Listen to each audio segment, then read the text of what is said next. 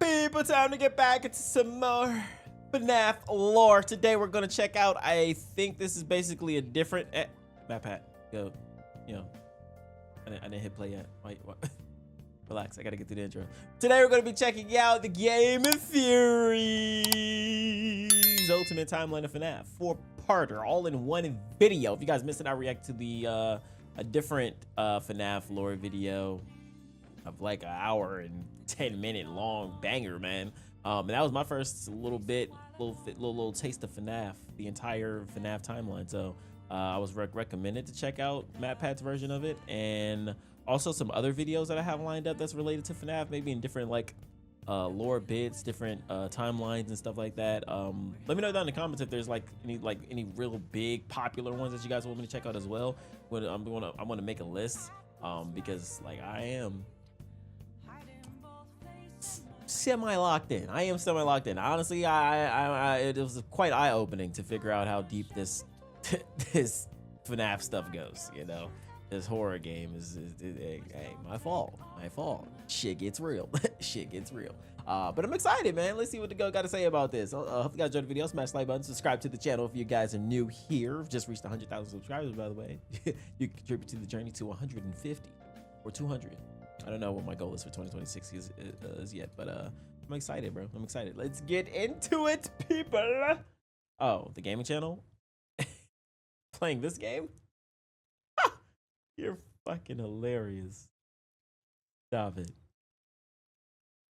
Maybe if this video gets 2,000 likes. 19 books, 11 games, 8 whole years. Wait, did it say? Wait. Okay, he did say 11 games. The torment. 19 books, 19 games, books. 8 whole years, all leading to this moment. The ultimate FNAF timeline is finally complete. The pieces are in place for us. Now all we have to do is put this story of tragedy, jealousy, and loss back together. Hello. Wait, I was told in the video that we watched 2 days ago that it was yesterday. That it was 11. It's a total of 13 games now? What the hell, man? Internet, welcome to Game Theory, the show that feels like Game a Theory class project that he's been working on all year. Except here, it's the class project that I've been working on for the past decade of my life. This one is big, my friends, and I gotta admit, kind of nervous. I haven't attempted a timeline video on this franchise since 2018. Back in the days when Mike was the crying child. Afton coming back was actually a surprise. Mike, as in Michael was the crying child? What? Fazgoo wasn't a phrase I'd ever thought I'd have to utter. But the hell is Fazgoo?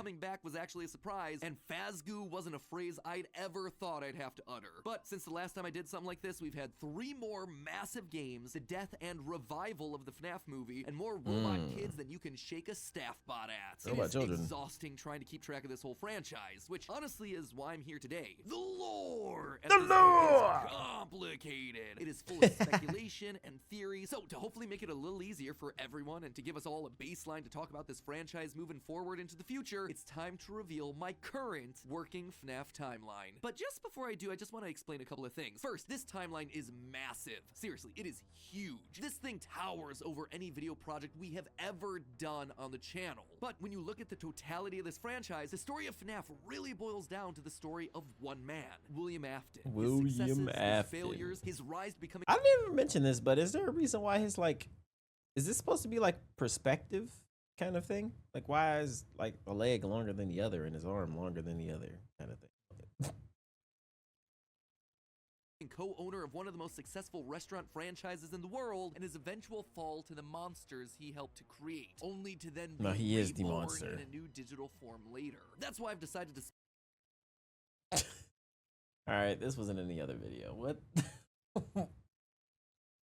Excuse me? split this timeline into 3 main chunks. The foundation of Freddy's, how the business started and how it came into being, the Afton era, William's decades-long murder spree, and post-Purple Guy. Basically modern FNAF. Everything that happens after the pizzeria simulator fire. And because there are lots of new big revelations in this thing that seemingly come out of nowhere, as well as just points I want to talk about further, I decided to dedicate 1 episode to each chunk. I originally wanted it to be one seamless, continuous video, but it just felt incomplete without some sort of explanation at the end of each one. Walking in 2D? I mean, nah, bruh. I just kind of thought, like, you know, you You walk like a you know, like a South Park character or something. Just hop around and shit. Hoppy, skip, skip, skip. Things done, I promise I'm gonna merge all the narrative bits into one massive video so you can just skip my explanations. But for now, this just felt like the best, most satisfying, most complete way to do this. Wait, there's 4 parts of that. It is still about the story, the broad strokes of the franchise. So in order to make sure that you guys know that I'm not just pulling answers out of thin air, not only am I discussing some of the more controversial bits at the end of each chunk, we're also putting in a handy little graphic in the bottom left-hand corner of the screen, which will show thumbnails, video titles, books, and any other citations that we need throughout the video. So if you wish to understand that specific statement in more detail, you know exactly where we've taken it from. That way you can look into those details for yourself. So sit back, grab some popcorn, or your pitchforks if you're the type to get upset when I say something controversial, and make sure that you subscribe, since this is going to be a video that you're going to want to come back to a few times in order to fully dissect. Without any more waiting, I present to you the story of a loving, obsessive father who slowly descended into madness, and along the way discovered the secret to eternal life. Our story begins not in the 1980s, or even in the 1970s, but all the way back in the 1930s. It was the 30s of the Great Depression, and people were in desperate need of cheap entertainment, especially in Utah, one of the states hit hardest, 4th highest unemployment in the nation, and full of transients. People looking for work in Salt Lake, finding none, and ultimately moving on to find their fortunes out in California.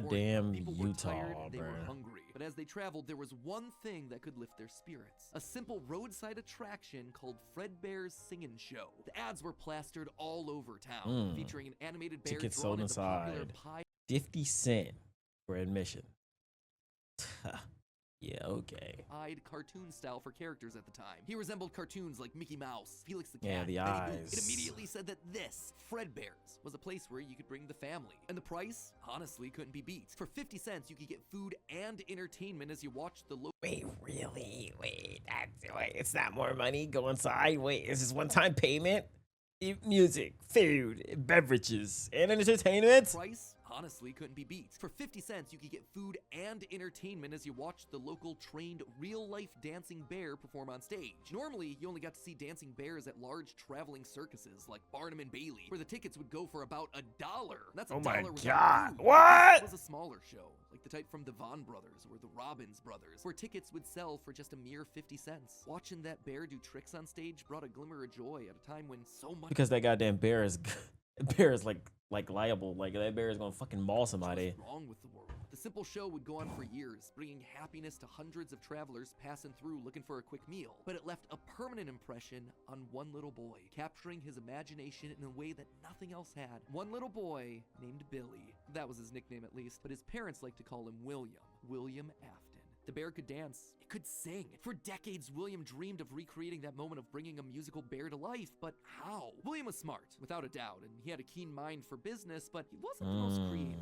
How do you make a singing, dancing bear come to life? The best he could do was using rudimentary costumes. William was inspired by the work of Walt Disney, who throughout the 50s and 60s was pioneering Walt the use of Disney. mascot suits throughout his theme park. The big innovation? Suits with 5 fingers.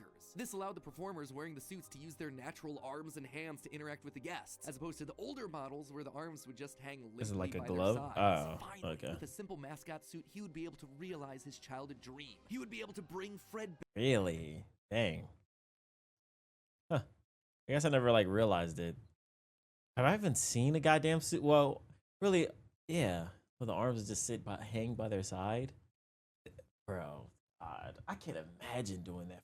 Oh man, fuck that shit. interact with the guests, has as to be opposed to the annoying. older models where the arms would just hang limply by their sides. Finally, with a simple mascot suit, he would be able to realize his childhood dream. He would be able to bring Fredbear to life. To appeal to the kids, and for copyright reasons, he changed Fredbear from a realistic brown animal to a cartoonish yellow bear with a purple hat and bow tie. But feeling Purple like one character eyes. wasn't enough, he added another friend, a yellow rabbit with a purple vest and matching tie named Bonnie the Bunny. While Fredbear was certainly his first love, Bonnie was extra special because that was his. It was an Yeah, he original made it. character that he had created from scratch. And I do mean scratch. William's hand-sewn costumes were rough with seams and stitches visibly Oh, showing. God. but it was Wait, the is best this that he could actually- do. And you know what? It was just enough. Bonnie and Fredbear would That's terrifying. Perform on stage to small but enthusiastic crowds. Finally, he was able to deliver fantasy and fun to all the kids, delighting and inspiring them in the exact way that he had been delighted and inspired so many years ago. And things could have ended there. That could have been the end to his story. It could have been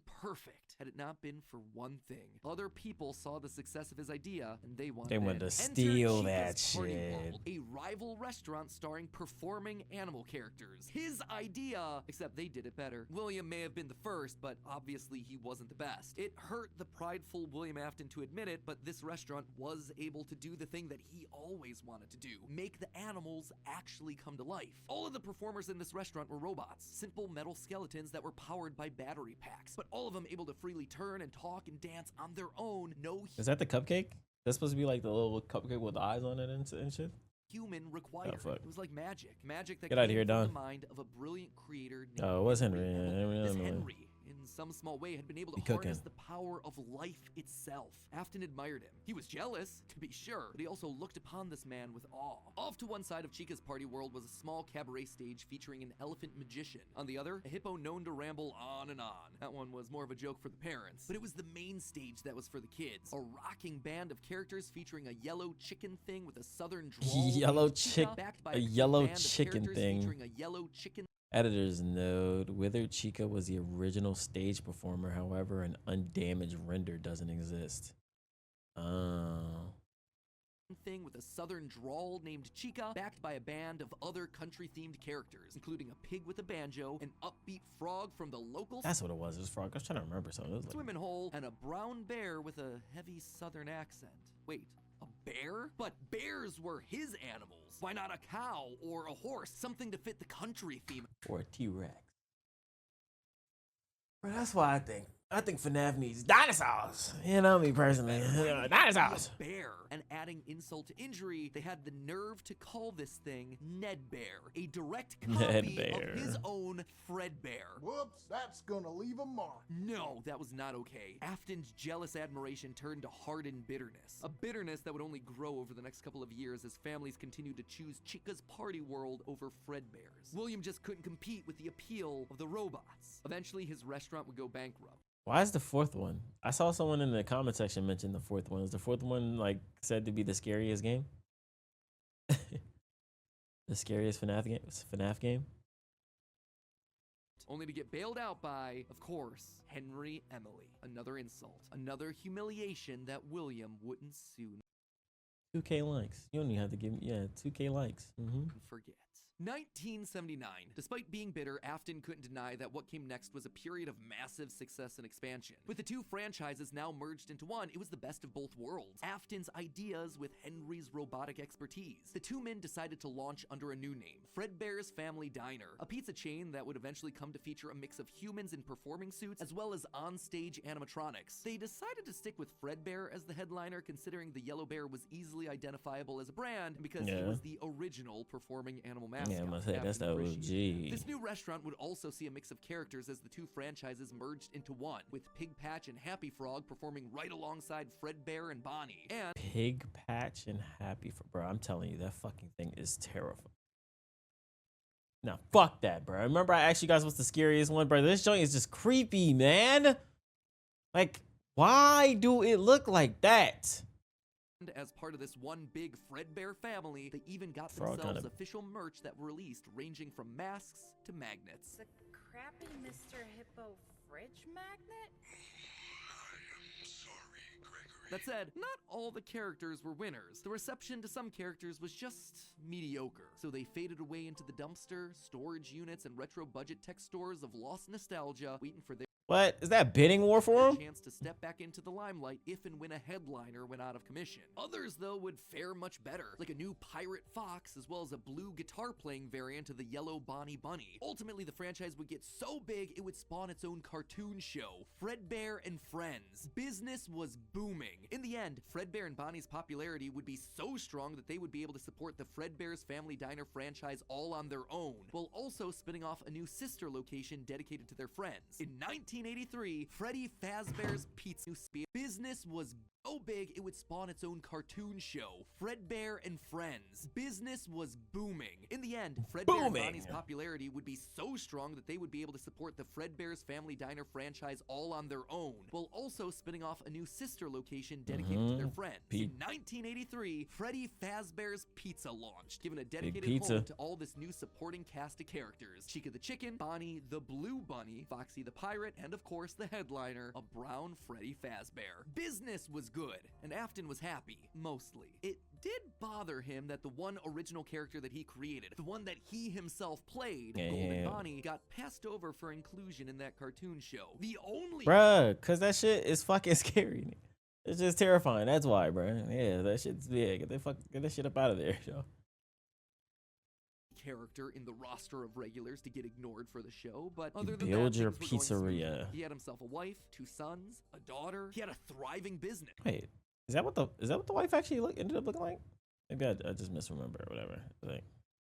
And best of all, he was able to learn the craft of robotics from the man that he both loved and hated. His Grimace. Together, they were constantly pushing the limits of what these characters could do. Because it was quick and easy, new characters introduced into the roster would be given a simple hand-sewn suit with 5 fingers that any performer could wear. Eventually, Henry would design one of his signature animatronics for that character, utilizing a divided mouth with either a hinged or sliding jaw design. This was the first generation of animatronics. But why stop there? Afton had big ideas. What if the animatronics weren't just locked to the stage, but could freely roam the restaurant and interact with the kids? What if his mascot suits could become animatronics? What if you could use more than just rigid metallic skeletons? Why not experiment with tubes and wires that would give the animatronics fluidity and flexibility while still providing structure? The possibilities for this technology were endless. Afton fell in love with robotics. He had started with a dream of bringing one simple singing bear to life, but with robots, he had stumbled across the tools that gave him the ability to control life itself. And thanks to Henry, he was practically speedrunning his way to an engineering degree. And while William wouldn't admit it out loud, one other thing that kept pushing him forward was the desire to beat his former rival, to prove himself smarter and more capable, to surpass the man who everyone else considered to be a visionary genius. No, I ain't gonna lie, he is him though, bro. He's him. He's like super him. He's better. And forever be better. The pride cometh before the fall, and tragedy was about to strike. Okay, so that brings us to the end of part 1 of the story. That said, at the end of each of these chunks, I want to break down some of the logical leaps that I made, since the more narrative format doesn't give me much of a chance to justify a lot of the big decisions. And admittedly, there are some large leaps in here. Let's just start off with Fredbear's Singin' Show, shall we? We know, based on the retro poster that was hidden in Security Breach, that at least at one point, Fredbear was an actual bear. And like I called out in that narrative segment, dancing bear shows were a real form of entertainment. The only problem is that, timing-wise, none of our main characters would be the people in charge of that business in the 30s and a series of pizza restaurants in the 80s without him just being extremely old. Best case scenario, if Afton's running the Singin' Show when he's 18, that still puts him at nearly 70 when the first pizzeria opens and his murder spree begins. That just yeah, little old ass 70-year-old, bro, just motivated by straight anger and hate. And you know what I'm saying? Doesn't make a lot of logical sense because he doesn't become immortal until his first death in Springtrap. That's why I suspect that Fredbear's Singin' Show was either a family business that Afton then carried on to a new generation, or something that he saw as a kid and just wanted to recreate when he grew up. The Fredbear Singin' And I would think that if it was something that was passed down through generations, maybe there would have been more mentioning of it. So and show thing also starts laying the groundwork for some of the core elements of this story. That Freddy's was a place of fantasy and fun, and that Afton, despite eventually falling to become the heartless serial killer and mad scientist that we know him as, began as someone with good intentions and a I really love the visuals they're putting on Afton's little purple body. Love of entertaining kids. He wanted to bring things to life from the very beginning, a theme that recurs a lot for him throughout the rest of the franchise. Next up, let's talk about those mascot costumes. One thing that I keep going back to is the design of Glitch Trap. It's a handcrafted suit. You can see the seams and everything. Yeah, that makes it worse. It is Bruh, stop. Bruh, stop. Fuck playing goddamn FNAF 4. Yo, FNAF 4, this motherfucker running around? Bruh, leave me alone. I'm not playing that shit. Yeah. If this look at his hands. You can see the seams and everything. It even has 5 fingers. Look! Bruh, fuck no. for the performer's hands. It is very much not a Springtrap suit. This is something much more rudimentary. It came at a time before animatronics were a part of the story. That's why I suspect that it was actually the first, predating literally everything. It's also a suit that is very personal to It what? This appears in a VR one. Yeah, y'all can suck a dick. Hell no. He put his digital consciousness in that form. It's his personal avatar. It's the way that he sees himself. There's also a whole separate discussion to be had here about the habits and rituals of serial killers. So the fact that he's choosing to lure kids and kill them in this particular suit actually says a lot about his emotional attachment to it. So while Fredbear seems to have started with someone else's yeah. I mean, when you did put it like that, you know, it did give a little deeper explanation on why he chose Bonnie in the first place to be the one that he wears and like, you know, uses to lure children and shit. Golden Bonnie was uniquely Williams, giving him a personal connection. And that's not all. In this whole franchise, only one set of characters have themselves 5 fingers, the Nightmares. Even Golden Freddy, Fredbear, what the fuck? Was a 5-fingered wearable suit at one point in the story, as we see in this shot from the graphic novel, before he, like everyone else, was turned into an animatronic. This seems to imply that all of the main characters had similar wearable mascot outfits at least at one point in time, and that whoever is having the FNAF 4 nightmares, if they even are nightmares... Wait, FNAF 4 nightmares? Oh, this... Oh, you want me to play a game with fucking demons in that bitch, huh? You want me to play? Nah, bruh. Hell no. Touch on in part 2. Hell no. Hell no, Lastly, bruh. we have to talk about the niggas trying to set me up. The literal elephant, Orville Elephant, as well as the rest of the mediocre melodies. Orville For a while Elephant. now, I've suspected that the mediocre melodies played a much more important role in the story than just being a bunch more animatronics to fill out the roster. Especially Nedbear, which is just so suspiciously close to Fredbear. And yet, there are 2 key details that we're gonna have to justify with any mediocre melodies mention. One, they're very rudimentary with external battery packs, implying that they come very early in the timeline. And 2, we know that at minimum, Mr. Hippo does eventually become an official member of the extended Freddyverse. But if these things are supposed to be cheap, generic ripoffs, why would you be a member of the The new face of Fazbear Entertainment. Is that a... Huh. Nah, these motherfuckers is rolling deep. extended Freddyverse? But if these things are supposed to be cheap, generic ripoffs, why would you be trying to rip off yourself? You wouldn't. You would be stealing someone else's ideas. So if Afton created Roxy? Fredbear, Which one? Wait, is Roxy this one? but if these things are supposed to be cheap, generic ripoffs, why would you be trying to rip off yourself? You wouldn't. You would be stealing someone else's ideas. So if Afton created Fredbear, there would have to be some rival franchise. The only other person who would likely be ripping him off? Henry. We've talked extensively about how the mediocre melodies are clearly Henry's design aesthetic. So it just has to be Makes him. sense. I don't think Henry's doing this maliciously. He doesn't strike me as the type. He was likely building the robots on the orders of someone else that was running a rival restaurant franchise. It's coincidence. But that's enough motivation to start Afton down a path of jealous rivalry, but also begrudging admiration. As the Freddy Files Ultimate Edition says, it's important to revisit the beginning of Henry and William's relationship, so here you go. I think this is where it begins. Also, this is future Matt Pat here coming back to add this one in. Seems like the recently released character encyclopedia has backed up all of this speculation. Really? Damn. Wait, the little balloon thingy. Oh shit. What's a BB balloon boy? I've had this timeline written for about a month now, but I've also been holding off a bit to see what the fuck does that say with over 150 animatronics from the world of Five Nights at Freddy's? There's what? Yo! Wait, is that real? The deadass? Yeah. Y'all serious? Oh my god. Holy shit. How? Wrenches this character encyclopedia might throw into it. And on this particular point, I gotta say, it seems like we might actually have nailed it. They actively call out the suspicious similarities to the main... The off-brand bear. That bear animatronic, Freddy Fazbear's PC raised on because of that bear looks a little familiar. Is it possible he's an imitation of Freddy Fazbear, altered just enough to avoid any copyright issues? But he is wearing a regular tie instead of a bow tie, so I see it completely different. Unlike most of the mediocre melodies, that bear has an entertainment score of 4. He has 5. Yes, Wait, entertainment score of more than 4. He has 5, but he also comes with liability score of 1. Quote from one of the pages. Ned Bear looks like an Oh, imitation, he read it. altered Okay. just enough to avoid copyright issues. I don't know about you, but that seems to imply that we were right on the money. Knowing all of this, at one point the franchises had to have merged. That's Go ahead, really Matt the only Pat. way that you get Mr. Hippo from the rival franchise as part of the Fazbear crew. This also mirrors a lot of what happened in the real-life history of Chuck E. Cheese, with 2 rival restaurants, each with their own cast.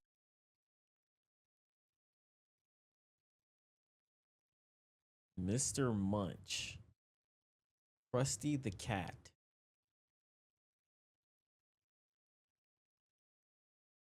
Oh, hell fucking no. These joints crazy. The characters merging to become one unified brand. Again, we've gone into that in detail with other videos, just wanted to remind you all of that here. But why would I call out the rival restaurant as being named Chica's Party World? Few things actually. First, we know for a fact that a location named Chica's Party World exists. It is mentioned in the source code teasing sister location. So it is out there some world exists. It is mentioned. It is what?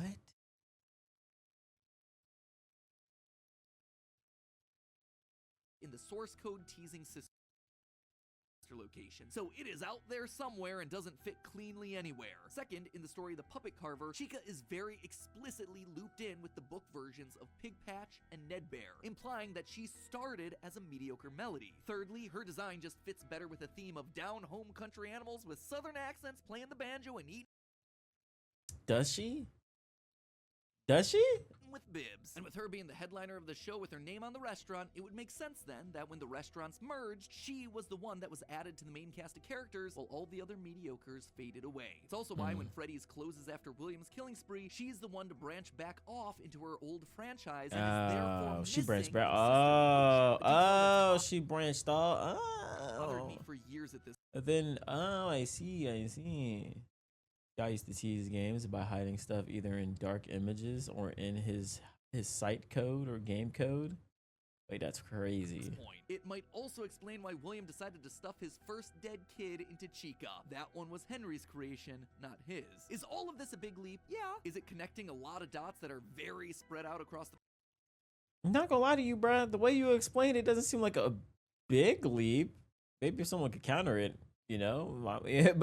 But it really doesn't sound like a big leap necessarily. Franchise that I've been holding on in the back of my mind for years? Absolutely. But I think it makes sense. It also serves as a clean answer to a lot of the random threads that Scott's been leaving dangling for years. So with all of that in mind, my friends, we can close the book on the foundation of Freddy's. And don't worry, next week I'll be back to give you arguably one of the most confusing parts of this entire timeline situation, part 2, the Afton era. I promise it will actually be next week this time. No more waiting around. I am just as eager to get this one out the door as you are to watch it. I promise. You know what else I promise? I promise that we'll actually get to talking about the games. I would have liked to have talked about them in this episode, but there just isn't that much in the games that helps us depict anything pre-Family Diner. Although, let's be honest, this franchise has never been just about the games anyway. Even back in the early days of FNAF, we were decoding images and source code that Scott fed us through the website. The modern day books and the clues that we get from those things, now they're just modern extensions of that. All of it is crucial to understanding this franchise and its lore. Unless, of course, Steel Wool finally gets around to making that Fredbear's Family Diner game they want to make so badly. I've always would love to do is get kind of back to, I have no clue if we'll ever be able to do this, but getting back to kind of like the origin of like Fazbear Entertainment or the origin of Freddy Fazbear. But in the meantime, while we wait for that inevitably cryptic game... What? Scott used to make some of Batman's theories false just for fun? That is so fucking weird. It's funny though. Start to the timeline helps to fill in some of those gaps. I'm excited to share part 2 with you next week. If you haven't subscribed and rang the bell, make sure you do it now so you're notified when that part drops. I cannot wait to see your thoughts down in the comments. I know I'm 2 years late, but you know, bro, like, come on, man, work with me. It's below. And as always, I remind you. Part 2. Hello, Internet! Welcome to Game Theory, and officially page 7 of the FNAF timeline script. Last time we covered the origins of Freddy's. We talked about William Afton's childhood dream project of making a singing bear come to life, and the infuriating moment that his dream is copied by a rival restaurant. Look at this cute guy.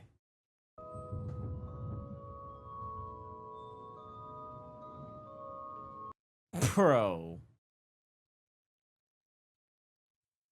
Fuck no.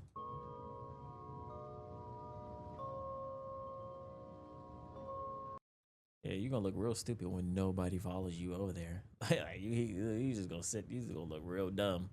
Franchise looking to steal away his success. The merger of the two franchises results in William meeting Henry, a brilliant designer with a knack for robotics. Working together, they make Fredbear's flourish, spawning popular Saturday morning cartoon shows, toy lines, and spin-off restaurants under the Fazbear name. When last we left him, Afton was thriving, the world of robotics opening his eyes to new and exciting ways of bringing characters to life. Bringing things to life. Yeah, that was his core driving force, his passion. And it was this very passion that would mutate, twist, and morph from here on out in the story. Because with life, there is inevitably death, something that There's Afton death. will become Oh, this is it. intimately familiar with. Yeah, But this is before it. Afton acquaints himself It's where with he death, goes- I once he want starts you going to take crazy. some time to acquaint yourself with our newest channel. Guys, this is a New channel. huge moment for us theorists. For the last decade, we've had this 4-player controller icon, and now we finally fill in the final missing piece. Get ready for the rollout Wait, of really? our newest Oh, that's dope. theorist channel. Drum roll, please. Style Theory, where we're looking at the science, math, psychology, history, and mystery of the way you look, your clothing, fashion trends, hygiene, and makeup. Now, I know that That little shoe just scared the shit out of me. I thought it was a dick. theorizing about style might sound weird at first, but hear me out. I grew up not understanding style or fashion at all. Admittedly, I was a bit of a hot mess, blissfully ignorant to the impact that style has over your life and how the world treats you. But over time, by educating myself on the ins and outs of the fashion industry, I was better able to achieve my true self and find my own sense of personal style. Hell And yeah, that man. Right there, that builds Yeah, confidence. plus kind of- The way that you yeah, look yeah. directly affects the way Plus that a you million feel, the way confidence. that other people treat Look at you. that feed. So understanding those rules and being able to take some control over all of that is incredibly valuable. It's an educational curve. And what do we do on these channels? We like to educate you while entertaining you, which honestly is why I think this channel is so important for us to launch. There are so many lies and half-truths in the fashion industry that there needs to be someone out there to say, hey, this is right, this is wrong, and this is what science says. Also, you know, we're gonna have a lot of fun because talking about fashion is weird. Like, this channel has already given me the excuse to bludgeon a ballistic head to death using a high heel. Oh my It's also the god. channel where we're gonna physically be testing the viability of female armor, or how many t-shirts it takes to stop a bullet. There's also practical everyday stuff too on this channel. Do school uniforms actually benefit the students? Does it make a difference whether or not you wash your legs in the shower? That's the sort of stuff that you can find on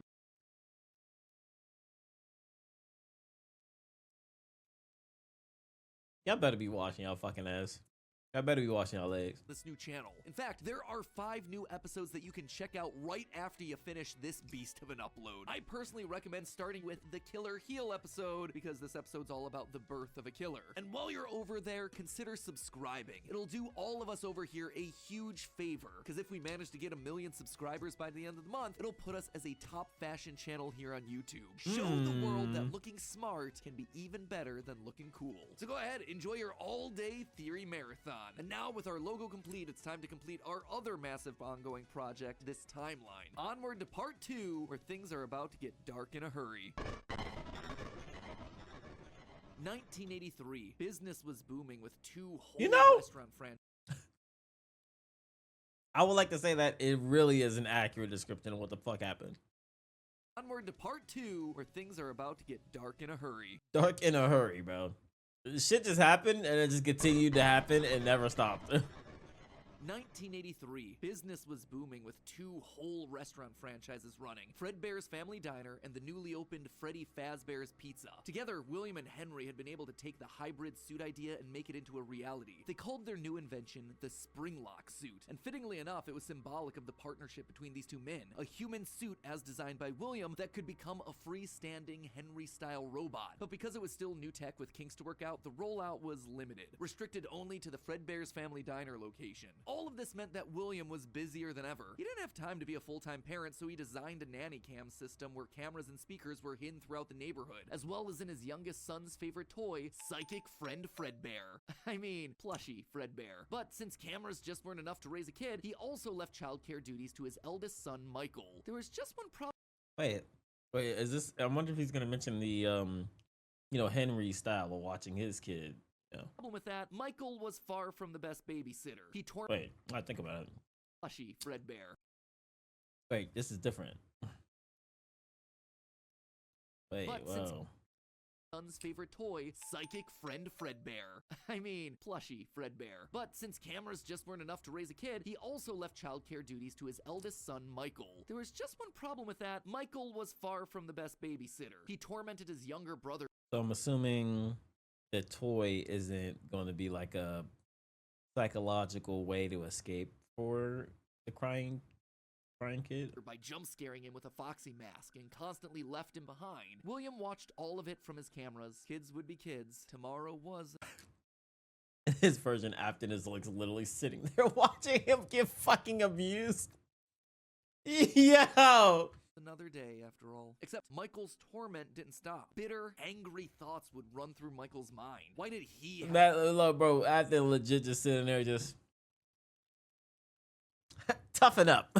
He's literally just telling this kid to toughen the fuck up. Be the one to take care of this whining crybaby all the time. It just wasn't fair. It was time that he got even with his brother by playing the ultimate prank. A prank that just so happened to be on this crying child's birthday. He and his friends would take his scared little brother and make him do the one thing that he was terrified of doing, getting close to the animatronics. That would be embarrassing for the kid that was such an embarrassment to him. His brother squirmed, screamed, kicked, and fought, but just as they were putting that small, squirming boy up to Fredbear's lips, the mouth snapped shut. The sensitive Damn, bruh. I mean, the same spring thing. locks inside the body had been triggered by the boy's movements, and they'd immediately clamped down. The wriggling stopped. The boy went limp, but it was just a prank. It was meant to be funny. The boy was taken to the hospital and was immediately given an IV. Flowers and pills filled the nightstand next to his hospital bed, but the damage was too severe. He couldn't recover. As the younger brother's consciousness began to fade, he could hear Michael's last words, a small and flimsy apology. But his father, Williams, through the voice of the Fredbear plush, were a firm and committed promise to a dying son. You're broken. I will put you back together.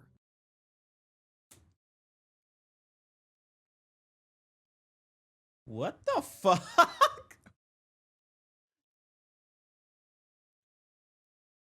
What the fuck? Okay. So far, I think...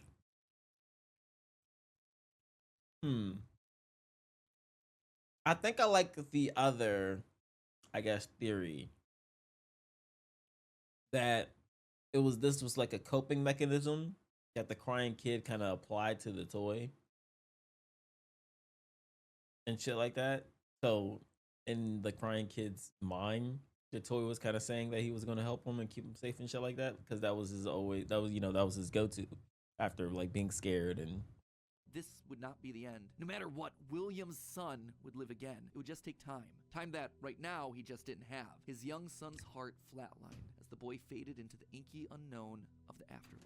In the aftermath of the tragedy, changes started happening around the restaurants. Kids were now required to wear security wristbands to prevent anyone from getting outside without parental permission. Any kid who approached the exit without permission would have to answer to the security puppet. I was about to say, what happened with the security puppet? Marionette on strings that could fly around on rails across the restaurant to stop kids in their tracks. It was William's idea, inspired by Michael constantly leaving the restaurant without his brother. In the wake of Fredbear's spring lock failure, all the hybrid suits were getting retired, locked away at the nearby Freddy Fazbear location. It was yet another tough pill to swallow after all the hard work that he and Henry had put into them. William would eventually bury the boy's small body in a remote location out in the woods right alongside his drive into and out of work every day. The death of this little boy sent the family spiraling. His wife, crippled with grief, was so distraught that all she could do was sit and watch TV. But his son Michael was...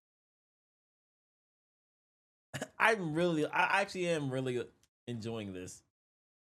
That the differences. The other story made the situation seem way more aggressive, I would say. Far worse. Complaining of seeing hallucinations of a golden bear standing outside of his window. The boy was so racked with guilt that he was convinced that he was being haunted by the ghost of his brother stuck inside the suit that took his life. The suit's three-toed feet digging into the wet earth. The words, "It's me," ringing through Michael's ears. Some nights, Michael would even go so far as to break out of his room to check the gravesite and ensure that his brother was still there. As for William himself, he disappeared into his work and his drinks. Junior's, the local bar, wasn't far from his son's gravesite. He found himself going there more and more frequently, spending longer and longer amounts of time there. The bar gave him a place to think. to remember, to reflect and stew on how Henry had stolen his idea for an animal-themed restaurant. How they'd cut his character out of the cartoon when everyone else was there. How Henry had humiliated him by buying him out of bankruptcy. And now there was his son. Because I also liked that the whole security thing also felt like another competition in a sense, which will be tied to, like, you know, Afton's like sick mind of hating on Henry and shit like that. Like Henry's version of security over his kid ends up working, while, you know, Afton's, you know, that kind of thing. I kind of liked it. I think a little more. The blushy camera theory came from this room under.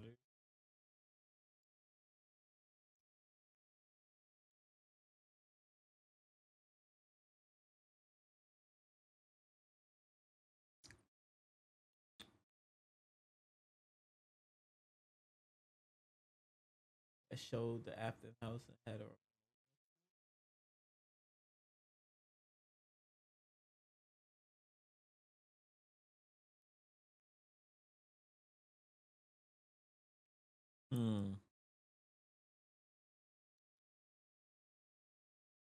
Henry had taken his son from him. The robotic part was the part that failed, after all. William ordered one more drink, but it was one too many. The bar turned him out and told him to go home. But William didn't go home. Drunk and angry, William raced back to the restaurant to give Henry a piece of his mind, only to find someone else waiting. Henry's daughter, Charlie, locked outside of the building, bullies laughing at her through the window. Fine, some other problem to fix. But then Afton got an idea. A beautifully awful idea. Like, that's so. Like, this is a sick idea, but I think it like. Would it be more sick? I think it would be more sick. No, this might be more sick because it's not even tied to it. Whereas, like, the other one is kind of tied to the whole, like, security watching over each other's kids kind of thing. You know, Afton, yeah, like. This is more sick, though. Nigga legit just saw his kid outside and thought, let's do that shit. This was his chance to get back at the man that had humiliated him all those years ago. Henry had killed his business, and now Henry's robotic suit had killed his son. It was time for William to do some killing of his own. Let Henry feel what it's like to have something you love get ripped away. While parties continued inside the walls of the pizzeria, William attacked Charlie in the back alley. It felt good. He felt free. The years of resentment and bitterness trapped in his heart Fucking sick. That's just crazy. finally released in a moment of pure unapologetic evil. He would make Henry hurt like he hurts. And in that moment, William became a killer. He dropped Charlie's lifeless body and drove home, forced to confront his family problems later that night, appalled, but also a little excited by what he had just done. Charlie's death would remain on the books as a random act of violence. And though Henry had suspicions about William, there was no physical evidence, nothing that could link him back to the crime. In the weeks that followed, Fredbear's family diner would close for good. 2 high-profile deaths around the restaurant with 2 grieving owners in such a short period of time was just too much bad press to handle. Besides, Freddy Fazbear's was still open, and it was the newer restaurant anyway. All the equipment from the diner, including the old yellow suits and security puppet, would get retired to that location, and there they would sit for 2 uneventful years. The rest of 1983 and 1984 were spent quietly grieving. Freddy Fazbear's Pizza and the new cast of characters were a hit. Tragic memories of their yellow predecessors quickly faded. Afton kept a low profile and buried himself in work and research, quickly reaching Henry's level of engineering and even surpassing him. And while Henry slowed down to grieve, Afton kept going, even starting his own company, Afton Robotics, for all those pet projects that were a little bit too experimental for the regular operations of the I wonder if this one was Afton abusing Michael and shit too. pizzeria. The first of these experimental projects was a secret workshop under his house, a veritable bunker, which allowed him to work while still House? that were a little bit too experimental for the regular operations of the pizzeria. The first of these experimental projects was a secret workshop under his house, a veritable bunker, which allowed him to work while still monitoring his kids via hidden security cameras. 1, 9, 8, 3. A passcode that served as a constant reminder of why the cameras were so important, why he was down there in the first place. This was all to fulfill the promise that he had made to his son, right? I will put you back together. This was for him. All for him, right? But cameras weren't enough. He needed to solve the runaway Michael problem. He had to keep him in the house. He couldn't have another one of his kids wind up dead inside of an animatronic suit. So why not run a little experiment? So he doesn't abuse this nigga.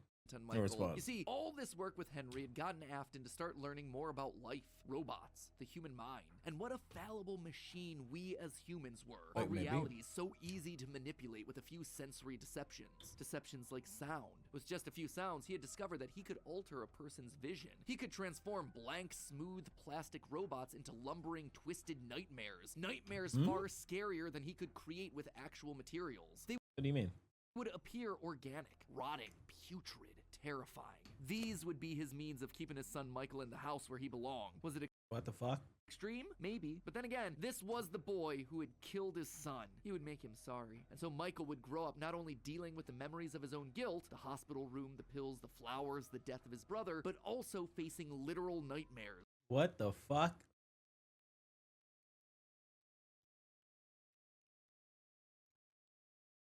Like the Scarecrow nightmare gas just gassed this fucking kid? Illusions created by sound.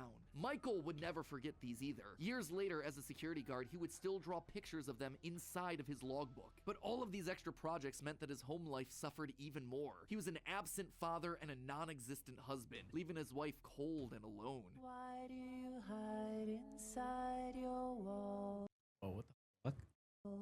when there is music in my halls? All I see is an empty room, no more joy, an empty tomb. And despite The fuck was that? The hell?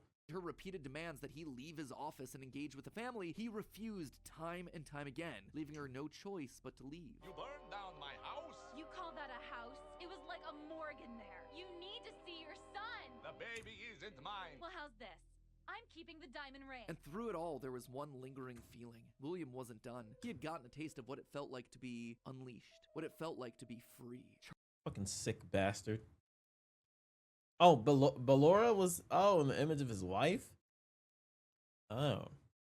Charlie's murder had unlocked something in him, and he wanted more. June 26th, 1985. Putting on the golden Bonnie suit, he lured children one by one to the back room of the pizzeria when no one was looking. At first, he was cautious. He would lure them with promises of cake Oh, we just jumping into it, huh?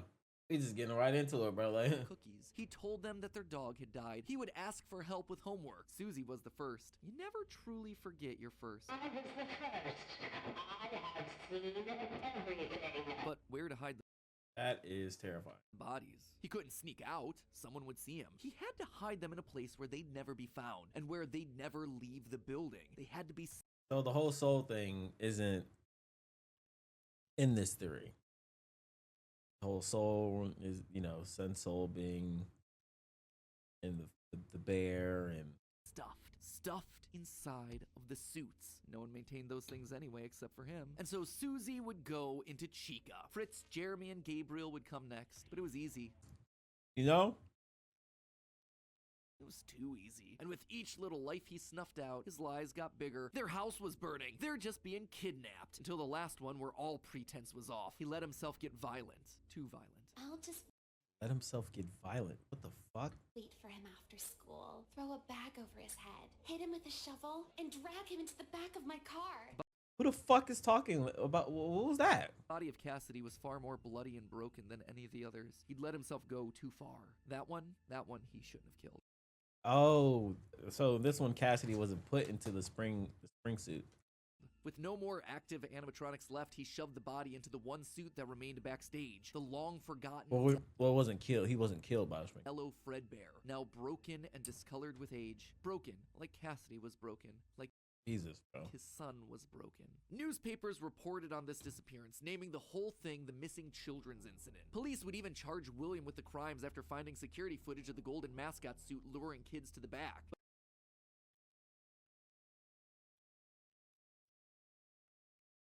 But they couldn't convict him. They had no body. Yeah, we were talking about this in the comment section. Because in the video, I was like, yo, I feel like that should be enough for like a really big investigation.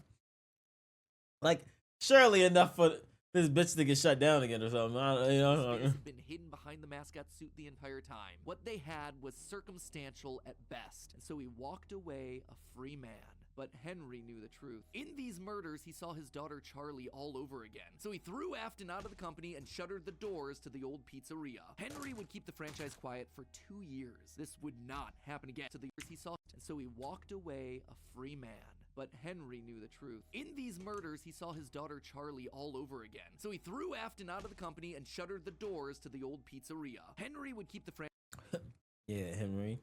That'll show him. franchise quiet for 2 years. This would not happen again. This could not happen again. How could he protect the kids? Finally, he developed a solution. He would implement an even more extreme security system in the form of new animatronics. Oh, these are the toy ones. Animatronics, inspired by the toys that they had been Okay.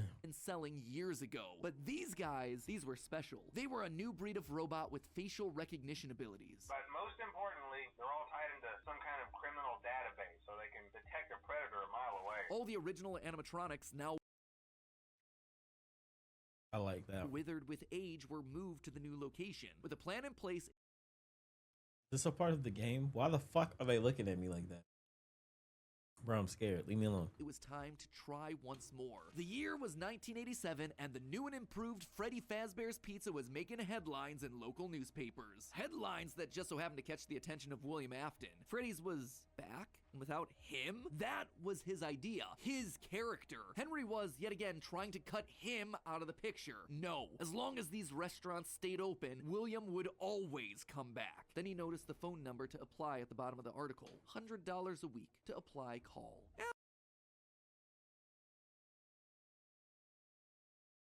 That's what that shit was? 100 a week?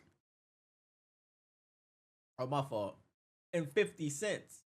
Afton would go back, not as an owner or co-founder. He would go back in the one place that they would least suspect him, a lowly day shift security guard. And there it was, buried in the back of parts and services, mixed in with the old withered animatronics, was the golden rabbit. With the yellow security badge still on his chest, he used his crank to pull open the spring locks. It was time for Bonnie to give an encore performance. Someone used one of the suits. We had a spare in the back, a yellow one. Someone used it. Now none of them are acting right.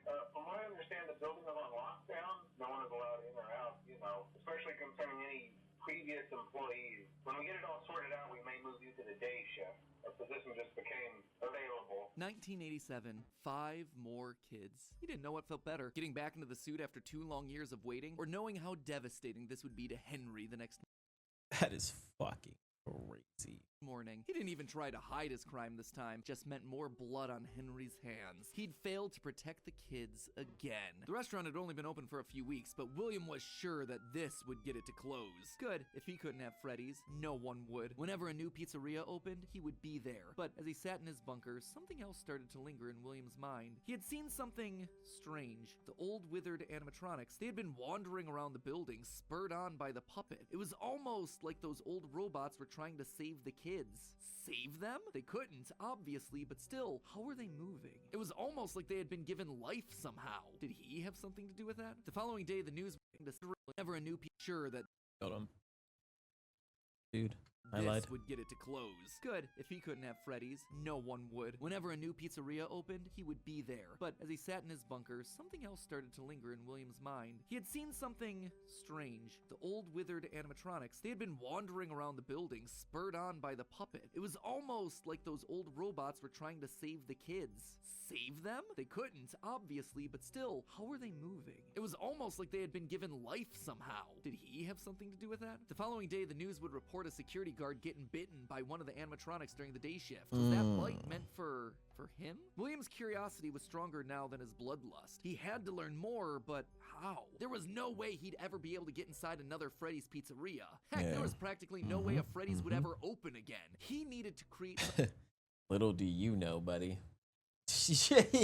Yo, little do you know. Another Freddy's opening? Shit, nigga, how about $1 million, nigga? How about $1 million? new, something brand new. He needed to create his own pizzeria. Due to the massive success, and even more so the unfortunate closing of Freddy Fazbear's Pizza, it was clear that the stage was set, no pun intended, for another contender in children's entertainment. Circus Baby's Pizza World. This would be the place where he could continue his work. No longer just murdering, experimenting. He needed more kids, and he needed them alive. Wait. And knowing that he couldn't show his face on the restaurant floor, he needed a way of remotely capturing Oh, his victims so and this is preserving just- them for his work. This is crazy. This actually is pretty cool.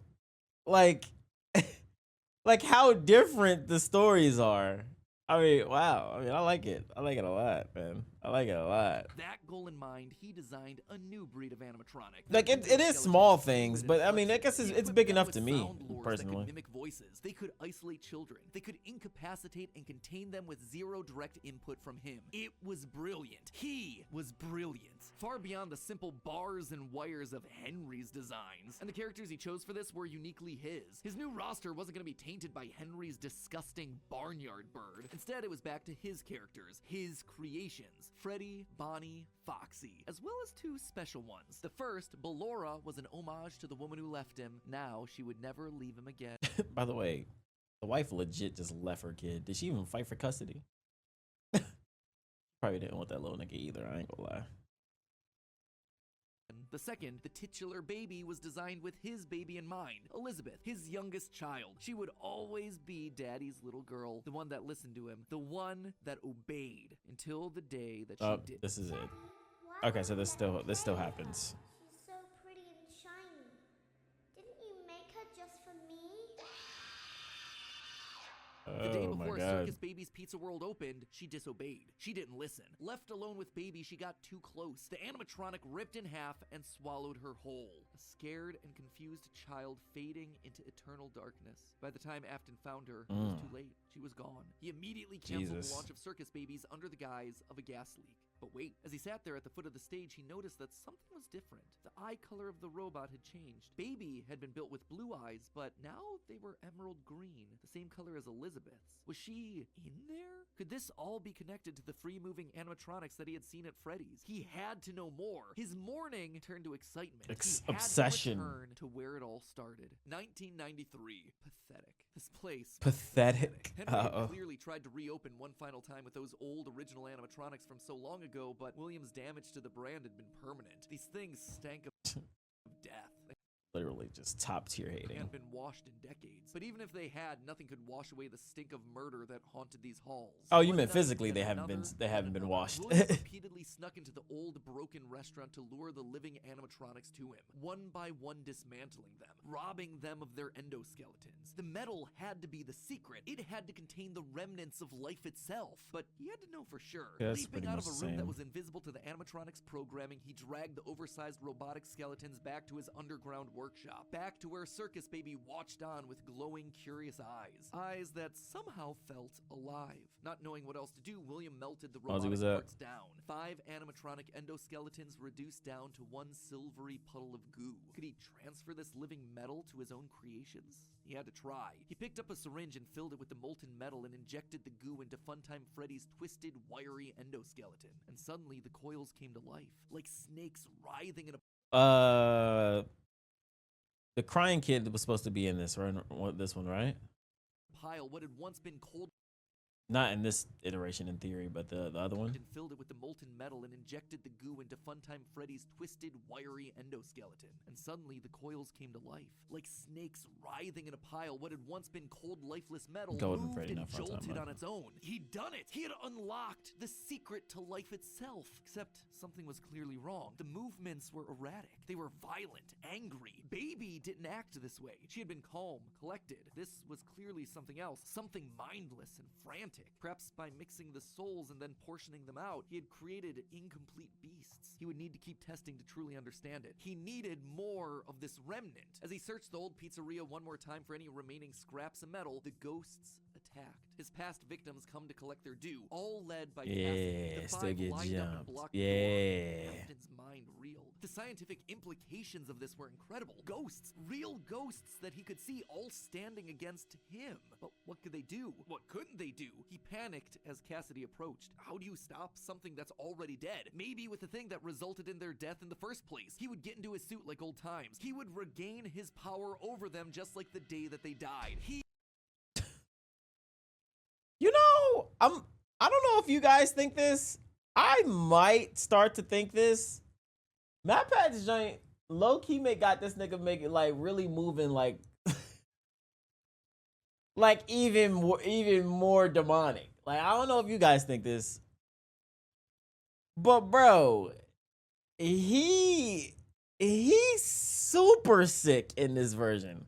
Like, yo, hold on. From my memory, didn't the kids actually get to him in the other theory and put him in the suit? Right? This motherfucker said, I can't do nothing for these ghosts. Hey, hold on, bro. Y'all think I'm sweet? I'm about to get back in the one thing that fucking killed y'all. Get scared. You know, let me traumatize these kids again, bro. He was the genius. He was the one in the suit. He was the one in charge. The spring lock snapped into place. Maybe it was his frantic.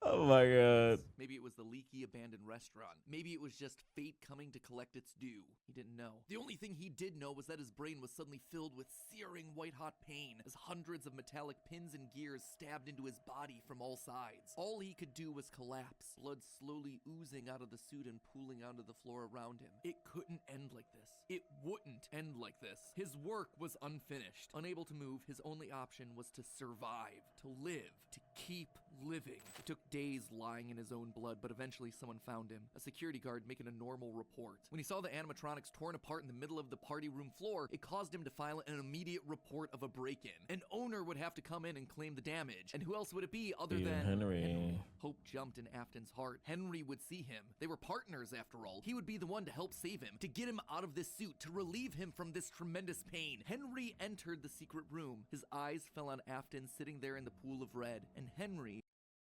Yeah, it is. He's in the 60s right now, bro. saying nothing, turned and walked away. This is just to inform all employees that due to budget restrictions, the previously mentioned safe rooms are being sealed at most locations, including this one. Nothing is being taken out beforehand, so if you left anything inside, then it's your own fault. Management also requests that this room not be mentioned to family, friends, or insurance representatives. And so there Afton would sit, hanging on for 30 That's creepy. years, I ain't trapped gonna lie. behind the walls with an iron will. That's that creepy. refused to die.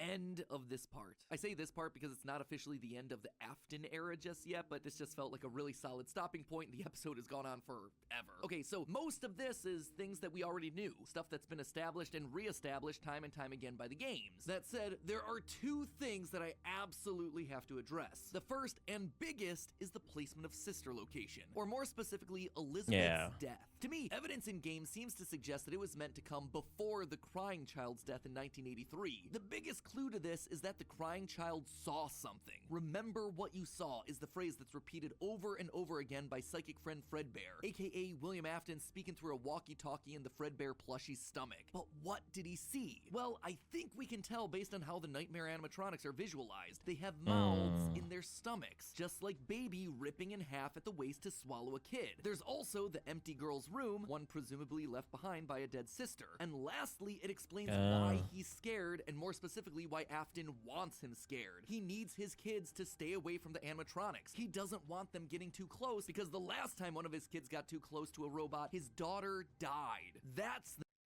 No, so I didn't even realize. That's why I was I was like, yo, doesn't he have a fucking daughter? I was like, did it? Okay. why he sets up the nightmares, to scare both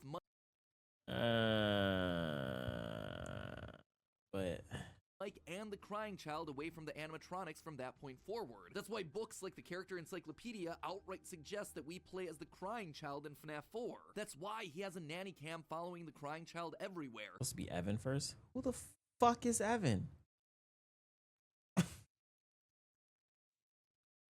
I'm sorry. Who the fuck is Evan?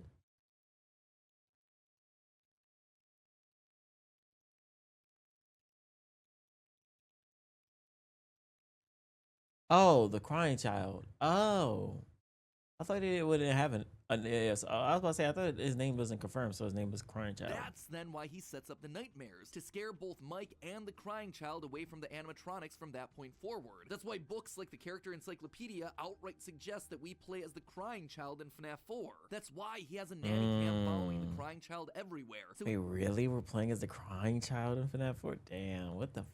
Crying child in FNAF 4. That's why he has a nanny cam following the crying child everywhere, so he can keep tabs on his kids when they're out of his sight. He can't let another Elizabeth situation happen. The death of Elizabeth... Okay, that will be dope. Okay, that will be... Okay. Elizabeth also gives William Afton extra But- motivation for killing. He's a grieving father. His daughter was taken away from him, so Charlie should die as well. He's lashing out at the world after... I mean, but Emily dying first doesn't make much sense, because why would the circuits animatronics exist before Crying Child died?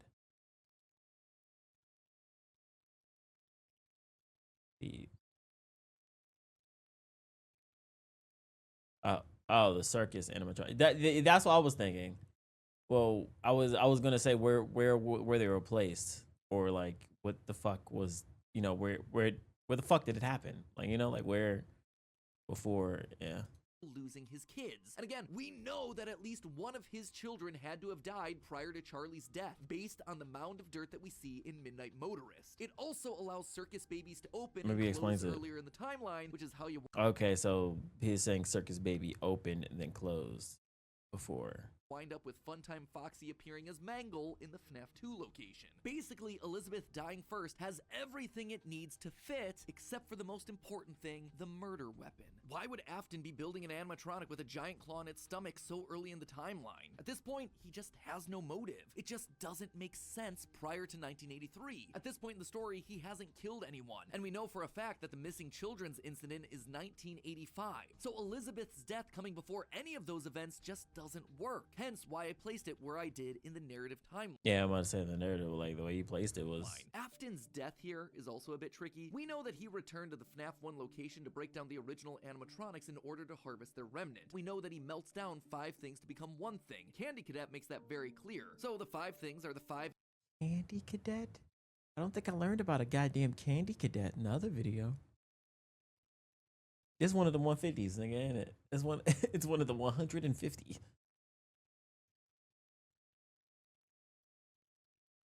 He killed kids after his kids were killed. Does that make him selfish, or for only having sympathy for his kids? endoskeletons from the various animatronics. That would be totally fine if it weren't for one huge problem. On his 5th visit to the pizzeria, Afton gets spring locked. So either the I don't know if this is gonna. I'm gonna have to wait to these parts, but also I ain't gonna lie. Both theories make this dude sound like, obviously he's fucking evil as shit. You know what I'm saying? But I'm comparing on like who's the most evil. And what comes to mind is what he did to Michael in the other one, where he like literally physically, emotionally abused him to the point of that dude Michael like literally following his plans, even in death, or that. I don't know what's gonna happen in this theory, but 5 becoming 1 starts in what he did to Michael in this one was fucked up.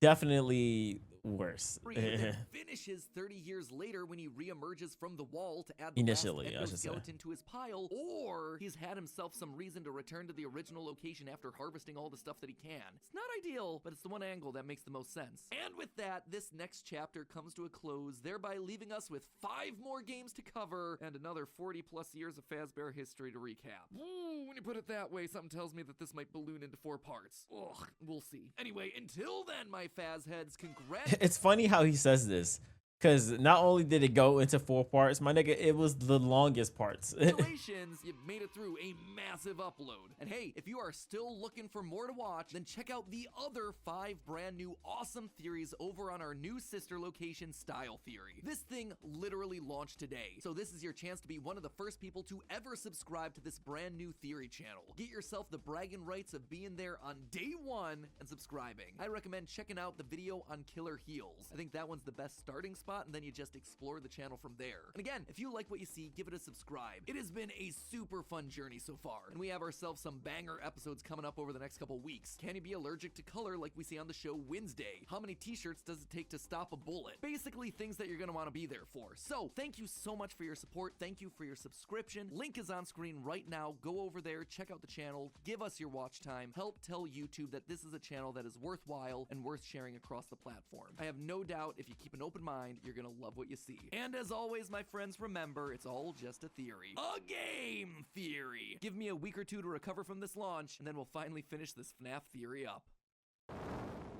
Hello, Internet! Welcome. Alright, part 3, part 3. The game theory and page 20 of our final FNAF timeline. This is getting ridiculous. Last time we Page covered 20. William Afton's rise as a serial killer, how the loss of his young son in 1983 caused him to make one fateful promise that would ultimately serve as his driving force for decades. I will put you back together. Fueled by grief and obsession, Afton would lose himself in work and drink. How do you guys feel about the I guess like the start in comparison to the other theories? Not taking into consideration of your knowledge of this part 3 and 4, but how do you guys feel about basically the first, I guess, like half of the whole lore thing unfolding? Like do you guys like Matt Pat's version more than the other one?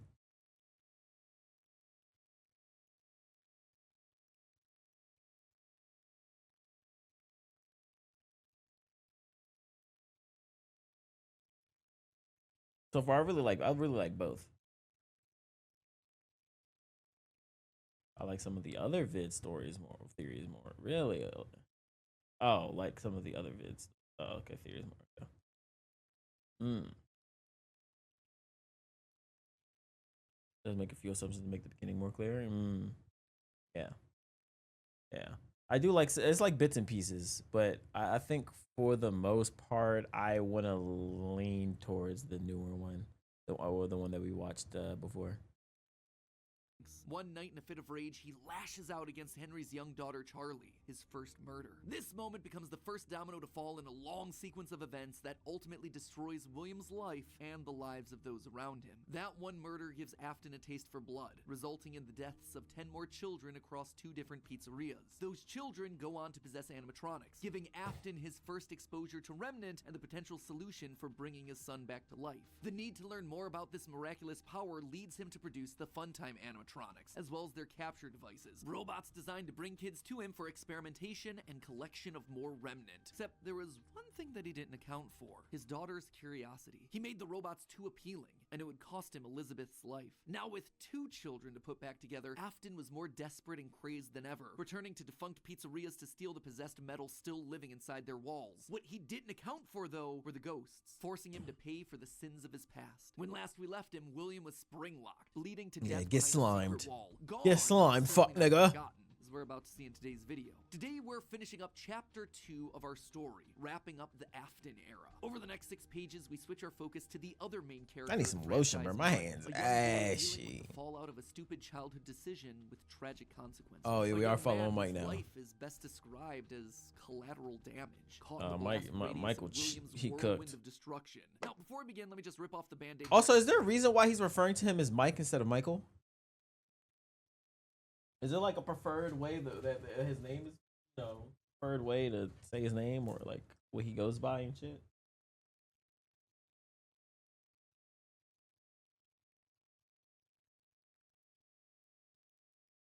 Now, we won't be finishing the timeline today. I know, I'm sorry, I wanted to, but covering FNAF VR, AR, and Security Breach wound up taking me an additional 9 pages of script. And I've already made you wait long enough for this part, so I just had to make the executive call to break this one up into 2. Don't worry, that part is already written, it is already recorded, it is just in the process of being edited. It is a hefty episode. So mark it on your calendar, that one's actually going to be going live on March 25th. It's also coming complete with a live talkback where we go back over everything from the past couple episodes, as well as having ourselves some very special guests. So overall, that one should be a lot of fun. Fair warning though, the conclusions we've reached that solve Security Breach, they are controversial. I feel good about them. Like, I think that we've locked in on a lot of the answers here, but they're gonna raise a lot of— Wait, they're controversial? Oh shit. Start some shit then, Matt Pat. Start some shit then, goat. I think I landed on. The discussion. Let's just say that you're either gonna love that episode or hate it. I don't really think there's gonna be much in between on that one. Anyway, without any further ado, let's cover a chunk of the timeline that's a lot less controversial. Let's meet Mike. Mikey! William still wasn't back. Weird. Michael knew his father sometimes Oh, traveled Michael, for okay, work, never mind. disappearing for days on end, but usually there was some sort of notice, a phone call, a post-it, something. It's not like Michael and his father were close, far from it, but as a household of two suffering men. Felt like they were close. Nigga. You're. Never mind. Coping with years of tragedy and loss, there was at least some element of communication between the two of them. They were united by a name and a shared pain. This time, though, things felt different. William had left nothing. His absence was longer. There were no check-ins, no updates, just silence. Something had happened. If there was one thing Michael knew about his father, it was that he had contingencies, safety checks, backup plans. His father was a careful and guarded man. He held his cards close to his chest, and Not careful enough. Not enough contingencies. Because you lost 2 kids.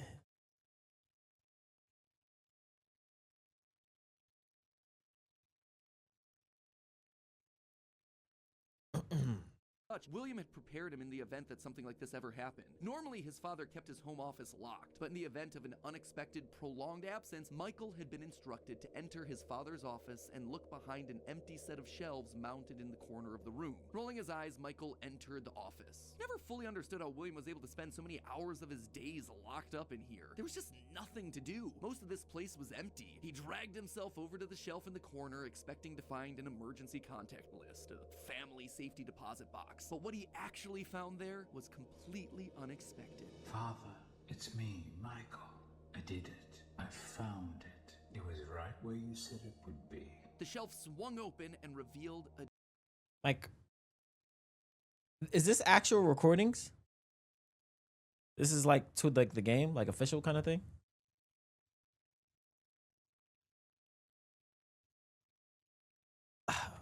Like, the way he explained it, let me just go back. Guarded man. He held his cards close to his chest. So he left. William prepared him in the event that something like this ever happened. Normally, his father kept his home office locked, but in the event of an unexpected, prolonged absence, Michael had been instructed. So just prolonged absence. He's not there, and he said, "Yo, if that happens, go into this room." To enter his father's office and look behind an empty set of shelves mounted in the corner of the room. Rolling his eyes, Michael entered. There was just nothing to an emergency contact list expected. Father. I just feel like if this is Michael's response after finding what he was looking for, I just don't tie this tone of voice to what I was just told. Like told about like Mike giving him the key, like, you know what I'm saying? I don't know.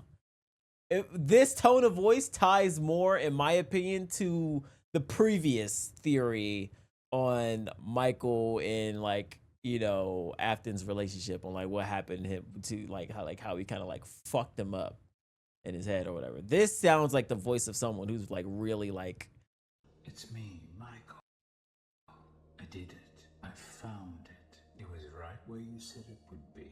The shelf swung open and revealed a giant industrial elevator, one that led straight down into an underground bunker. But that was impossible. Hidden inside his childhood home was a secret entrance to an enormous underground science lair? It didn't make any sense. Seriously, it didn't make any sense. And yet, here it was, mapped directly underneath the floor plan of the house that he'd grown up in, lost his brother in, been tortured in. Michael thought that he'd known his father, a prideful, sad, angry man with petty everyday problems, but clearly he'd been living with a stranger this entire time. His father had secrets. Suddenly, the days of William being locked inside of his office made sense. He'd been here the entire time. Where was here, though? Was this Circus Baby's Entertainment and Rentals? The Circus Baby restaurant always did seem to be a deeply personal project for father. A failure of his that cut unusually deep, especially after that first location had to be closed prematurely due to the gas leaks. After that day, father really did seem to change, to lose himself even more in his work. Clearly, the entrance he had found was some sort of secret back way into the facility, one that required crawling through vents to navigate. His father had been working here, but in secret. Why? And that's when he found her. At the end of the facility, Circus Baby, his father's pride and joy. Except something was different about her. She wasn't like the others. The way she talked, the stories she told. This wasn't just a robot. She was alive somehow. And not only was she alive, she also felt familiar. There is something bad inside of me. I'm broken. I can't be fixed. Will you help me? Was this his sister? William's baby girl? But how?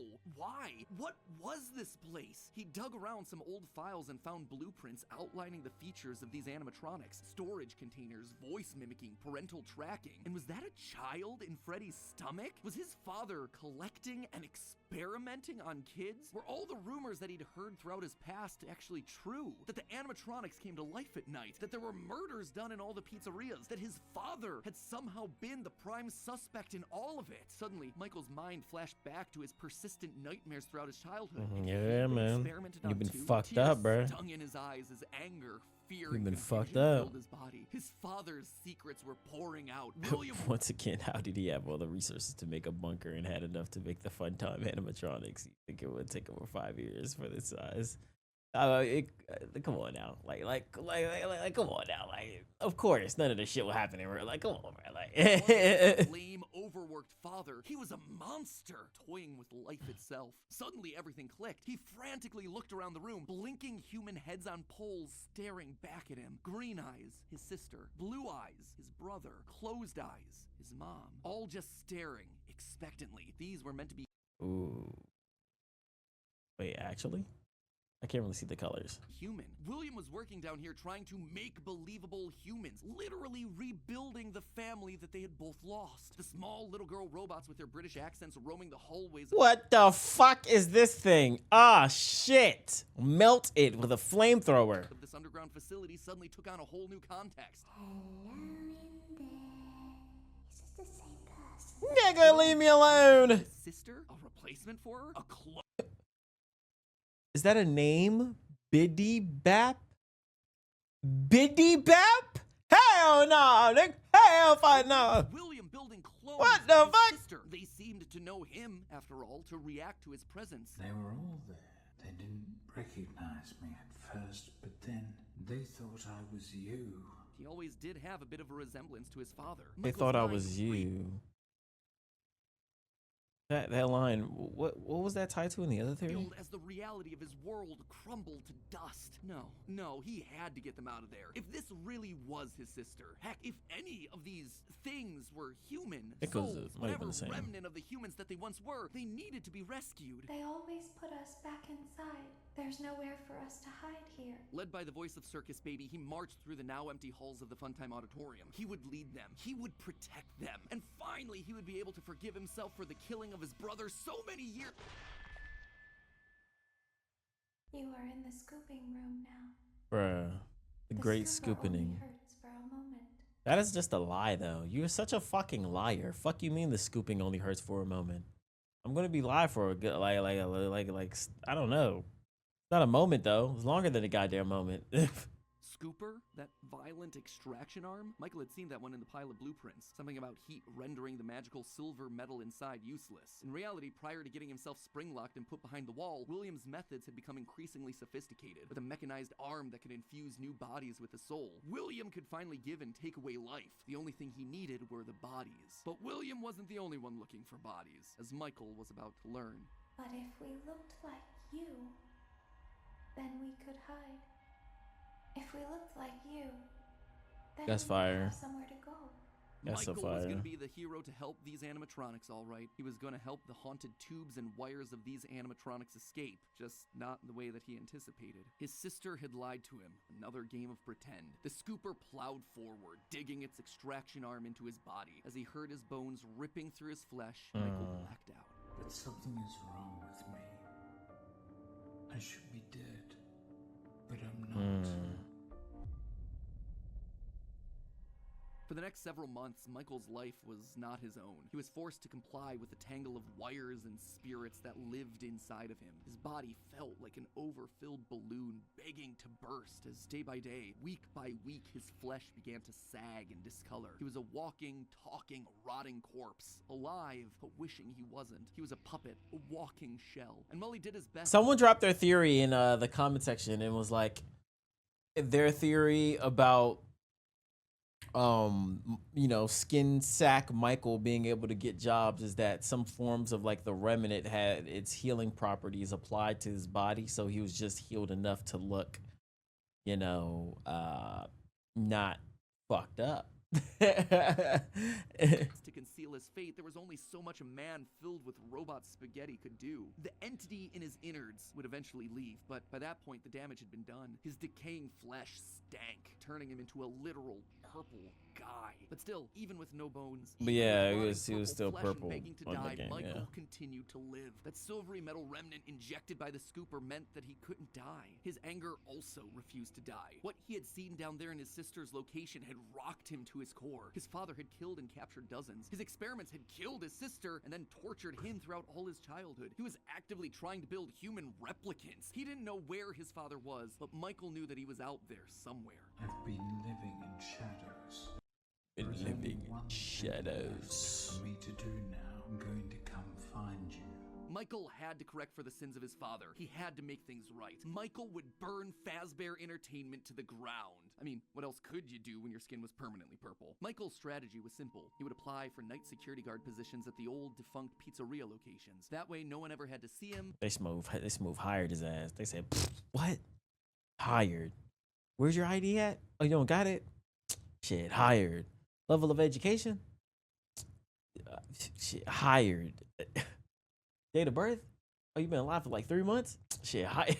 Or Hired, nigga, during yeah. the shift. And all these old shuttered locations did need guards. You got that Teenage shit. Vandals and squatters were always looking to get inside these abandoned The silver buildings, and yet eyes. no one ever really wanted to work an overnight graveyard shift unless they were practically out of options. Enter Mike. One by one, he would take on the job of security guard, changing his name each time to ensure that no one was able to follow his paper trail. Once inside, he could tamper with the animatronics and figure out how they worked, writing about his experiences in his security logbook. While there, he would listen to the old tapes where upper management awkwardly welcomed new recruits to their summer jobs, even though he was working there nowhere near the summer months. He heard the gory details of his father's franchise from the outsiders looking in, confused and afraid about what was happening in the walls around them. Sometimes he would see his brother in the form of the Golden Freddy suit. It's me appearing on the walls around him. Except now, there was something else there. He was no longer alone. Another angrier presence was also in the suit, as if two spirits were forced to share the same body. And Golden Freddy would attack him now. It was aggressive. Its vengeance wanted to lash out at anyone with the Afton name, anyone who wore a security guard outfit. Over time, Mike worked his way through the old restaurants, the original pizzeria, the bigger, better Freddy Fazbear's. He spent weeks there looking for clues as to his father's whereabouts.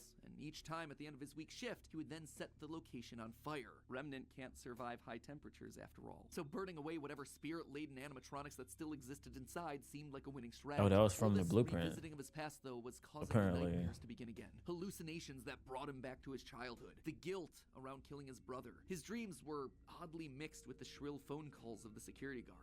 But it would all be worth it in the end. The goal was to eventually stumble across the one location, the one job that would finally reunite him with his father. Little did Mike know that that day would come sooner than he expected. 2023, an advertisement came across Mike's TV. Fazbear Frights, a new horror attraction inspired by the awful crimes that occurred around Freddy Fazbear's Pizza so many years ago. It made Mike sick. People looking to make a quick buck off the tragedy of others, off his own family. This wasn't a joke or entertainment. Regardless, he had to be a part of it. If this team was combing through his family's history, they might stumble across something This nigga old as a bitch now, bruh. that could be useful. And if his father was truly still alive as he suspected, there would be no way that he wouldn't show up here. Maybe finally this could be the final chapter in his family's marathon of tragedy. Mike applied for the job and was immediately handed the keys. Years of doing this had taught him that security guards rarely That dude resume looking crazy, man.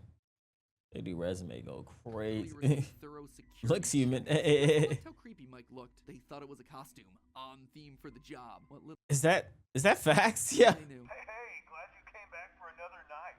I promise it'll be a lot more interesting this time. For weeks, there was nothing. But just as Mike considered giving up, he received the call that he'd been waiting for years. You're not gonna believe this. We found one. A real one. Could this finally be him? Sure enough, there he was. William inside his iconic golden Bonnie Springlock suit, only now it was green and decaying with age. And there they were, a small family of broken men finally reunited. It's been a long time, Dad. Mike had always struggled with the phantoms of his past haunting him, but now all the animatronics he'd encountered over the past months, hopping from pizzeria to pizzeria, Stop it. suddenly sprang to life. Stop Their jump scaring me. faces haunting him as he tried to keep track of his father on the cameras. It would seem that Wait, is this part of the game too? A game too?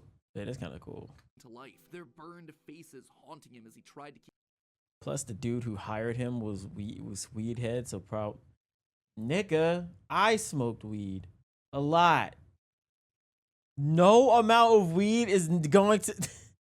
What? No amount of weed is gonna have me sit there and be like, oh yeah, that purple skin with no fucking organs and ribs. Yeah, that's normal. It would seem that William's mere presence had put the spirits on high alert. Ultimately, they were harmless, more annoying than anything else, but there was one that felt different from the others, one that was more than just a mere phantom, the security puppet. If he looked at the cameras at just the right moment, he could see it floating there through the halls. He could even see its reflection in the water pooled on the ground. It would seem like he wasn't the only one there on a mission. While he was dealing with Springtrap, Michael assumed that this one was likely dealing with the spirits of this place, finally setting them to rest. Hopefully this means a happier day for all of us, Mike thought to himself. And in that moment, he felt the air around him release, like pressure being let out of a bottle. The building sighed, as if 5 spirits had finally been allowed to move on. He had the sense that his brother was a part of them. He rigged the wiring inside the building to misfire, and the dry, desiccated walls erupted in flames. I like the music. It is finished. Or so you thought. Except it was not. Somehow, through sheer force of will, Afton remained. He had survived, and Mike would need to find a new way Hey, of that finishing shot off his father. is tough. Luckily, the solution would present itself later that year. Not from Mike, but from another victim that had been left in his father's wake. We're talking about becoming a Fazbear entertainer. Yeah, Henry's literally just doesn't exist in this theory at all. Franchisee, restaurant ownership and management. Something almost anyone Oh, you talking can about the do other- with a limited degree of success. You are now the face of the newly rebranded Freddy Fazbear's Pizza. Fazbear Entertainment as a brand had been closed for years. William had been stuck in a suit and a wall. The only person who legally could bring the franchise back There was he Henry, is. but he'd largely pulled out of the franchise around the time of his father's disappearance. Something was up. Surely this had to be some kind of a trick, right? Mike, doing We're what he could back to apply for a franchise, again. immediately got the job. There was just one thing out of the ordinary. Bro, I'm telling you, bro, his resume is bro. What the fuck? He getting all these goddamn jobs, bro. He's him. He's actually him. What the hell? Paragraph 4. If you are playing this tape, that means that not only have you been checking outside at the end of every shift, as you were instructed to do, but also that you have found something that meets the criteria of your special obligations under paragraph 4. No employment contract he'd ever signed required him to keep special lookout for independently moving animatronics outside the restaurant. Now he knew something was up here. Henry was luring them all back. Rather than trying to go to them, like Mike had done for years, Henry was doing the opposite. He was putting them all under the same roof. He was finishing them off for good. Mike knew this wasn't meant to be a restaurant. It was meant to be a prison, a containment vessel, a locked box meant to trap them all in so they could finally end the madness. It took a few nights, but eventually everyone was there. His father, the puppet, the robot spaghetti that had once violated his body, and his sister, now hopelessly devoted to serve the man that had once gotten her killed. It was time. He had been instructed to seal the doors and leave, but while he locked everything down, he didn't move on. If this was truly meant to be the end, if the remnant needed to be washed away, he needed to be a part of that. This is where your story ends. And to you, my brave volunteer, who somehow found this job listing not intended for you, although there was a way out planned for you, I have a feeling that's not what you want. I have a feeling that you are right where you want to be. And to you monsters trapped in the corridors, be still and give up your spirits. They don't belong to you. For most of you, Calling you I believe monsters. there is peace and perhaps more waiting for you after the smoke clears. Although for one of you, the darkest pit of hell has opened to swallow you whole. Bars, So bro. don't keep the devil waiting, old friend. And with that, it was Bars. over. Afton Legacy died with all of them trapped inside of a literal box. As the flames danced around the office, Mike, for the first time in decades, was happy. But William wasn't gone yet. Although the darkest pit of hell was open and waiting for him, something or someone wouldn't allow him to move on. Instead, he found himself locked in moments from his past. The pizzeria, his son's room, his underground bunker. It was as if his brain's neurons were all firing at once, overloaded, mixing and matching all his biggest fears, regrets, failures. What was this place? How did he get here? He called out into the silence. Then they started coming. Without warning, animatronics, both new and old, began to jump out at him, bite him, rip him limb from limb. The pain was immeasurable. Make it stop. Make it stop. William, for the first Yeah, get cooked in that Infinite Genjutsu, nigga. The Infinite Tsukiyomi. first time longed for death, an end to this torture. Just as it felt like he couldn't take it anymore, everything was quiet again. It was as if the world had been reset. There was a brief moment of quiet, and then the onslaught began again. Dozens of faces from his past all focused on him. A waking nightmare that he couldn't escape from. More pain, more ripping. It was his own personal hell, but why? Why couldn't he just die? And then he saw them. A group of characters he never thought he'd see again. Those janky, stolen characters that had started everything. The mediocre melodies. It had all started to go wrong once they showed up. Once Henry had made them. But mixed in with their obnoxious southern drawls, William heard something else. It was barely a whisper, but he could just make out the words. He tried to release you. He tried to release us. But I'm not going to let that happen. I will hold you here. I will keep you here. No matter how many times they burn us. That voice. He knew that voice, but from where? Oh my god. Yeah, I don't remember that line. He'd done a lot of awful things, but there was always the one that stood out. Not Charlie, his drunken act of revenge. Not Susie, his first true murder, no. Instead, it was the one that he had lost control with. The one that he had broken beyond repair for no good reason other than because he could. The one that he'd stuffed inside the golden bear that his partner used to wear. Cassidy. They were back, and now they were trying to punish him, to make him suffer like he'd made them suffer. It was almost like William and Cassidy's souls had been Fazbear Frights #5. Bunny Call, the man in the room. locked together, fused by a collective rage and spite, each refusing to move on. But while Cassidy was so focused on taking revenge, they actually did the one thing that would be the downfall for so many others. They kept William alive. Even though fire should have destroyed the remnant that was coursing through his being, Cassidy kept William breathing, paving the way for his escape. William's will was so strong, his soul so powerful that he managed to put a part of himself inside the circuitry that housed the spring-lock suit. And there, his consciousness lay, inside a single circuit board, waiting. Like, what the fuck? Waiting for someone to find him and set Stop it! No! No! No! Not this thing! No! What is that? free, a person that no one would suspect. Okay, so a bit of a shorter chunk, but an important one as we shift perspectives to Mike and tell his side of the story. And with FNAF VR, AR, and Security Breach having so much to explain, I didn't want to rush through things by trying to cram it all in here. Don't worry, I know you've all been patient. The final video is happening on March 25th. That is locked, it is getting ready to go. Trust me, I want this thing to be over and done with as much as you. I am not just stretching it out for the views. But before we wrap up for the day, I did want to talk about the big Orville elephant in the room, Mike's quest for revenge. Nah, Cassidy did, bruh. Buddy was out here playing with his food. There is no good way for me to make him fit in. Here's what I do know. We know with a high amount of certainty that Michael Afton is the character that we play as up until Ultimate Custom Night. Mike Schmidt and Fritz Smith, the security guards for FNAF 1 and FNAF 2 respectively, get fired for, quote, tampering with the animatronics and odor. So weird connection between the two of them, right? But now, look at the phantom animatronics that are haunting us in FNAF 3. What is that? From both FNAF 1 and FNAF 2. Meaning, whoever is sitting in that security guard chair, Fazbear Frights, they have to have seen both locations and their animatronics. And that's not all. Their designs are burnt. It's a weird detail. Black as shit. And it's something that the character encyclopedia repeatedly calls attention to. The burned texture for these phantom animatronics. Why is that so unusual though? Fazbear Frights is the first time in the franchise that we hear about anything burning down. From that point on in the story, it's like the characters turn pyro and are suddenly setting fires left and right. But for the first 3 games, nothing ever catches fire. The animatronics are just moved or repurposed in some way. So when did they burn? And why would our security guards see them as being burned? I see. Someone has to have been going location to location, setting these places on fire, purging the sins of the past. Yeah, We know purging we're sins of the definitely past. like the sister Yeah. location in FNAF 6 based on the in-game dialogue. And in FNAF 4, there's an Wait, we actually You get to play as a fucking stupid ass purple skin suit. You get to see your hands. Easter egg where we can hear the phone call from night 1 of FNAF 1, meaning that whoever's in that bedroom has heard the recording as a security guard. We also know that Mike has seen the nightmare animatronics based on his drawings in the security logbook. So overall, there is solid evidence that connects all of FNAFs 1 through 6.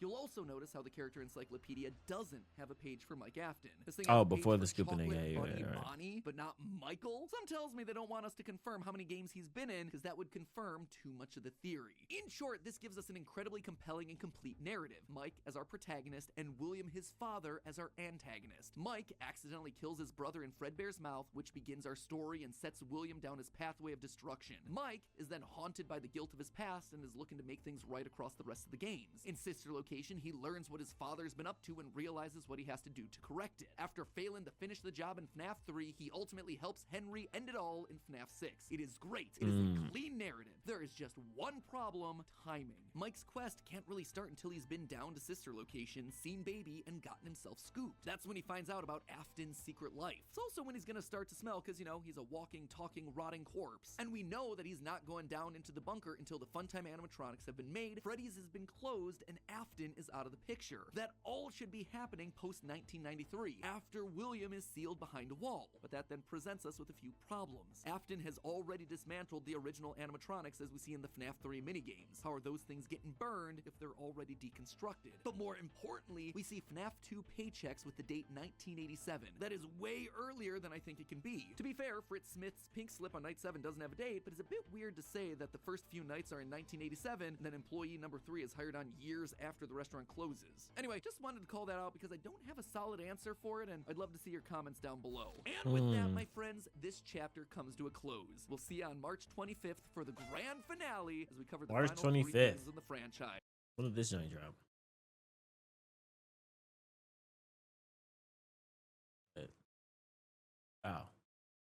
Oh.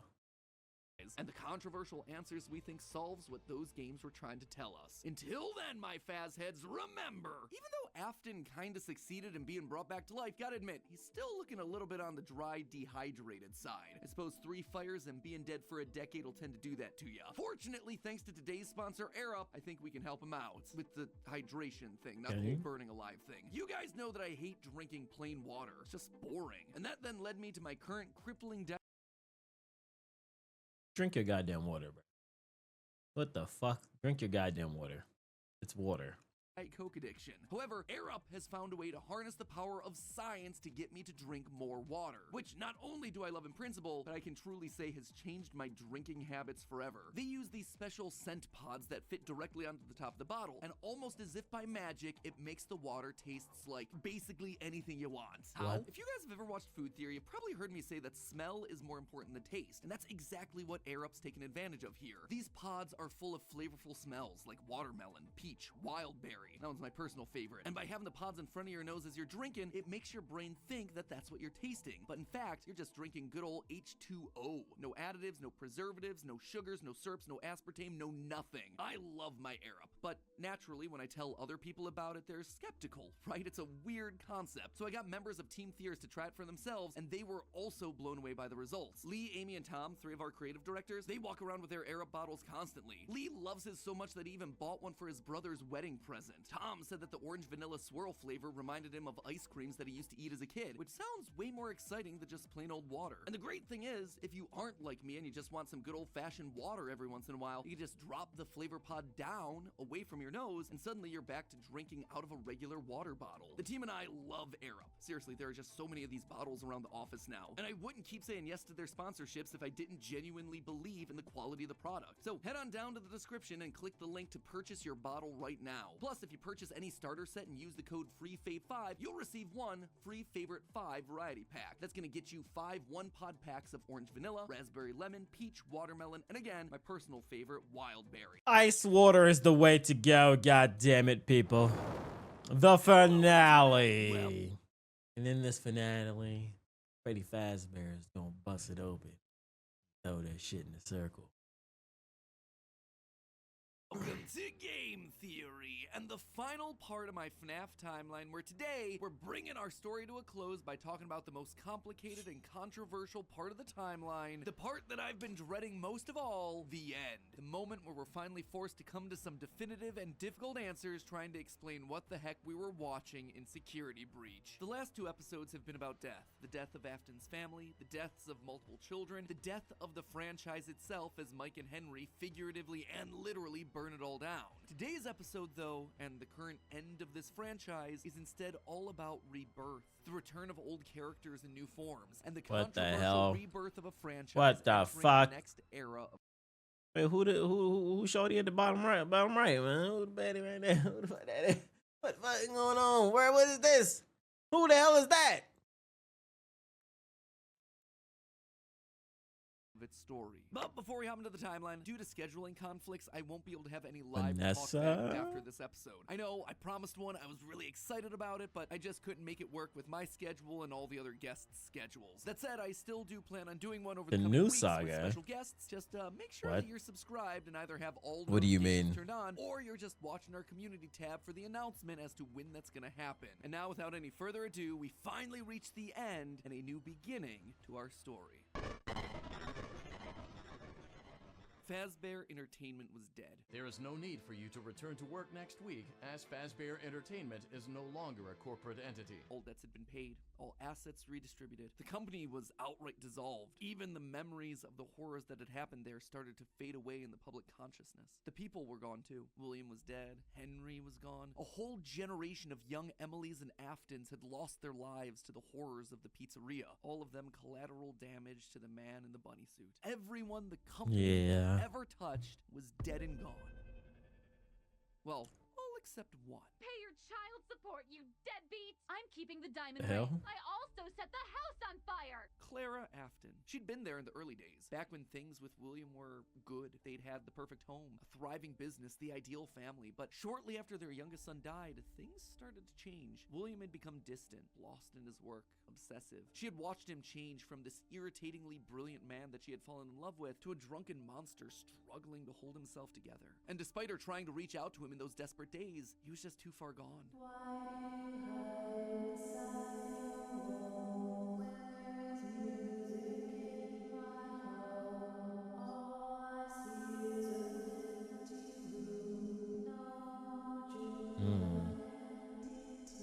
Damn. Admit it, you wanted to let me in. For her sake, she had to What the leave the fuck? relationship. And from there, she largely faded into obscurity. A mystery Wait, are we actually gonna focus on her or some shit? No, she really just said, fuck my goddamn family.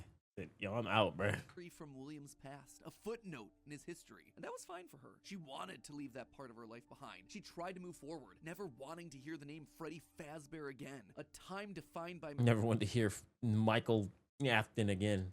I mean, whatever last name is. broken promises. But then, the paperwork started to arrive. As Fazbear Entertainment began to close as a corporate entity, Oh, you're getting sued, buddy. flooded with notifications, requests, You're getting sued. obligations. She had been there since the beginning, helping William in the early days of his business, and now, as a shareholder and sole living member of the Afton family, all copyrights and trademarks of both Afton Robotics and Fazbear Entertainment passed on to her. Memories of this past life that she had long left behind. Looking at the blueprints, the contracts, the memos, she felt old wounds begin to reopen. The regrets of a happy family that had been torn away from her. William had always been brilliant. That's what had attracted her to him in the first place. But he'd also been too blinded by obsession and pride. He was too jealous, too petty, too unable to actually see a bigger picture. But now, holding the paperwork that contained decades of heartbreak and trauma, she realized it was her turn. She was holding the power. This was her chance. And one thought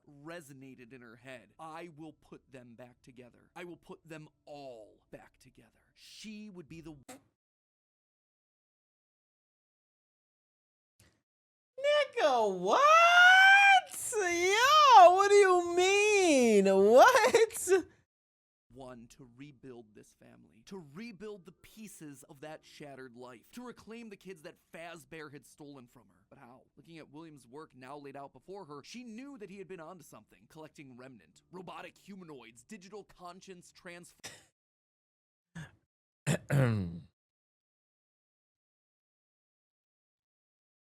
This shit should have died. Why? What is this? What game is this? What game number is this? They were just scattered, fragmented. It was almost like there were too many ideas going in too many different directions. It was such an important idea that she reiterated that point to herself. There were too many ideas going in too many different directions. That said, there had to be a way to save it all. She just needed to put it all back together. But how? To rebuild her family, Oh, this is made up. First need to Okay. rebuild the Wait, what? franchise that Is had it? stolen them away Anima- from her. With that was an ownership of animation? The characters, their licenses, the technology patents, and the Fazbear name, she converted the corporation back to an LLC, a structure for smaller businesses that are usually family-owned. The irony was fitting. From there, she would need Remnant, and lots of it. Remnant was the key. Clearly, in the later years of his life, William had been using Circus Babies Entertainment and Rentals as a remnant farm, sending robots to kids' birthday parties in the hopes of nabbing bits of the stuff here and there. But clearly, it wasn't enough. He had, what, like 4, maybe 5 animatronics going out every week? No. It was a decent idea, but to get the remnant they required, it needed scale. Dozens, hundreds of animatronics all out there, all gathering remnant from unsuspecting customers. But to do that would require help, something William would never ask for. William had kept everything in-house. His obsession with control limited him. Clara, though, she wasn't nearly that precious. A plan like this required partners, people outside of She don't Fazbear give a to do the heavy fuck. lifting. So she contacted a mid-sized delivery company, DLZ Shipping Solutions, to help build I thought that was a replicas of prison. the original animatronics. And with meal delivery apps being all the rage, why not an animatronic delivery service? Order one to celebrate your birthday, your Halloween party. How about a 4th of What? July picnic? We'll invite Liberty What? Chica and 4th of July Freddy. Liberty Chica, 4th of July Freddy. Oh, fuck no. She would make sure that they made skins for every occasion. Chocolate bonnies for Easter. Wait, Freddy for what? St. Patrick's What Day, the and hell? Puertos Chicas. And thus, the Fazbear Funtime service was born. That's right. With the Fazbear Fun Oh Time my service, god. you'll never be alone again. You'll always have someone watching your back. Was it ridiculous? Absolutely. Was it a sellout? Pff, no doubt. Wait, this can go hard. This can go hard. It's Massa Foxy. Look at him with the whip. Massa fart. It was exactly the sort of thing that William would have hated, but it needed to be done to get enough remnant. Normally, the novelty of ordering an animatronic wore off after like what, 1, maybe 2 times? But with new skins for new holidays, suddenly you had yourself an animatronic perfect for every occasion. It would keep people hooked. It would keep them ordering the latest and greatest that Fazbear Entertainment LLC had to offer. And all the while, they'd be collecting and returning the remnant back to her. In a word, it was brilliant. There was just one problem with it. No one trusted the Fazbear name. The company's brand was still mud in the public eye. No one would want to hire animatronics from the restaurant franchise known for murdering children. Nothing kills a party quite like the threat of death, you know. So she needed to find a way to discredit the stories that had come before. She needed to win back the public's affections, reactivate some nostalgia for the spooky stories of their childhoods. She needed a game. Multiple games, in fact. They A lied to me. They game. lied to all of us. They Gotcha game. Yeah, that's where we're going. Yeah, no, gotcha game time. Gotcha game. Yep. You want that golden Freddy skin, nigga? You gonna have to spend $30,000. Yeah, told get us that. that the whole point of this VR game was to undo the bad PR done by a rogue indie game developer. But that's not true at all. Those indie games were designed to conceal and make light of what happened. This isn't just an attempt to rebrand. Hey, wait. It's an elaborate What's she talking about, bro? Struggling game developers were a dime a dozen online, most working on their magnum opus between shifts at the Dollar General. So she found one. Steve just picked him out of obscurity, the right mix of desperate and doofus willing to say and do anything for a couple extra bucks. And he fell right in line, as expected, delivering stupid little things with dumb generic names like Mangle's Quest, Balloon Boy's Air Adventure, Five Nights at Freddy's. Bad gameplay with even worse graphics, but hey, they got the job done. People were suddenly talking about the clues inside of these things, searching for the hidden lore. They were actively making jokes about dead kids. This is like, y'all. This ain't me, bro. I'm not part of that. Pizzerias. Her husband's twisted history of serial murder had suddenly been reduced to a mere Nancy Drew mystery to be solved. The plan had worked. Freddy Fazbear's was suddenly more popular than ever. Things were going shockingly well. Her takeover and reboot of the franchise was full and complete. Suddenly infused with cash, she built the largest, most ambitious project yet, the Mega Pizzaplex. William had always been so Oh, I thought she was gonna make like a fucking amusement park. visionary, but always thought so small scale. He was careful to a fault. Not her, though. She knew. Man, what you mean small scale? I mean, bruh. I mean, I get it, I guess, bruh. I guess it is small scale. This latest project needed to be big. It needed to Because, I be mean, we had flashy. Disney and It shit needed doing to be a shit at the palace time, for so. children, a place that got people talking and checking out the latest in What the Fazbear fuck products. is So with a this? steady supply of remnant flowing in, it was finally time. The stage was set. It was time to get to her real goal, literally rebuilding a family. So odd.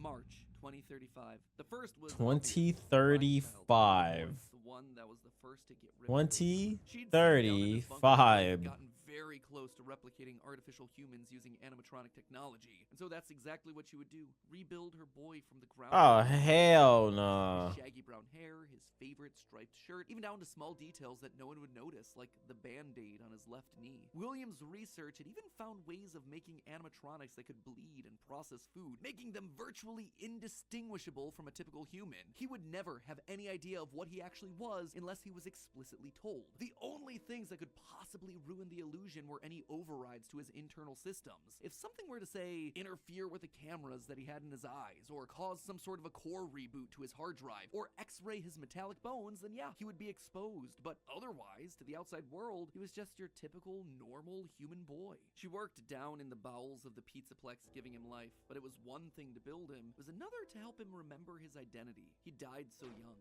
so early in their history that there was no preserved memories for him, no documentation that she could just download into his digital brain. So bit by bit, she trained him, forcing him to remember who he was. In a corner is of the fucking room, she even sick. made a makeshift dinner table, a reminder of their happier days. The family recreated: 2 brothers, a sister, a father, and the mother at the head of the table. The one in charge, the one in command, the one bringing all of this to fruition. But his progress was admittedly slower than she would have liked. Normal First, he would 200-pound communicate through 14-year-old with little simple ones and bends. zeros, then rudimentary drawings and crude letters. But bit by bit, images of his past life started to come through. Balloons, colors, houses, bears and faces, birthday parties, all for I mean, no, I don't know how like the community feels about it, but I personally wait. So this is new, right? This is new.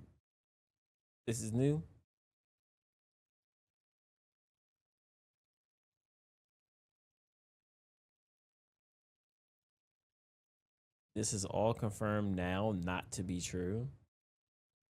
Oh, all his theories here are oh. They connected with another character. Gregory was alive. As the robot Gregory? boy embraced her, she felt a warmth that she hadn't in decades. I don't really like this was the joy this that part she of the worked story. I know it's not. This was what it was all for. Her son, back in her arms again. The plan was working. She had to keep going.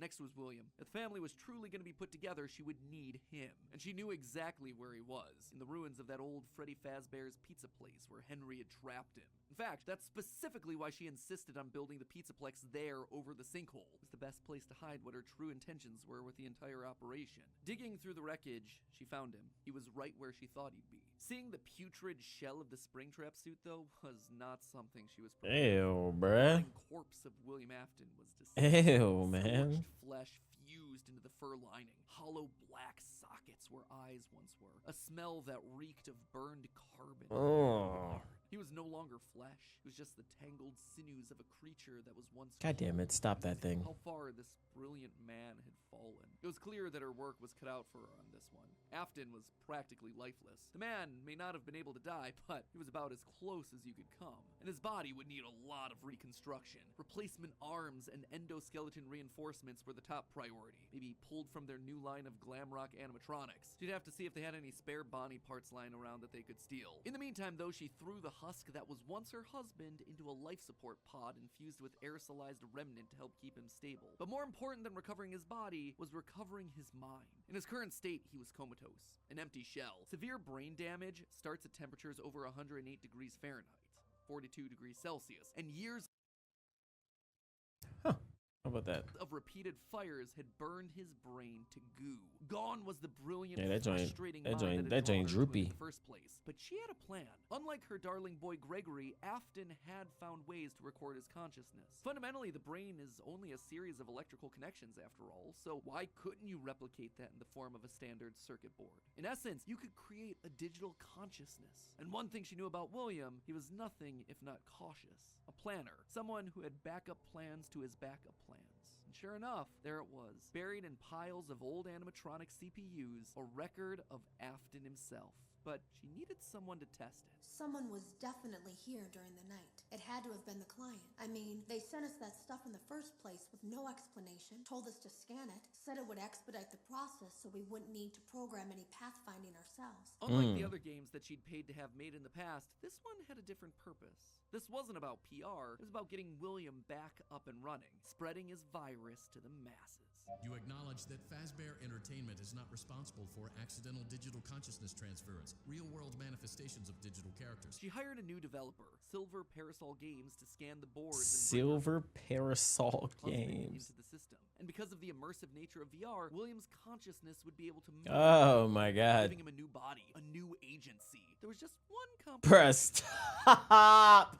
Nah, fuck that, man. This is the most creepy one.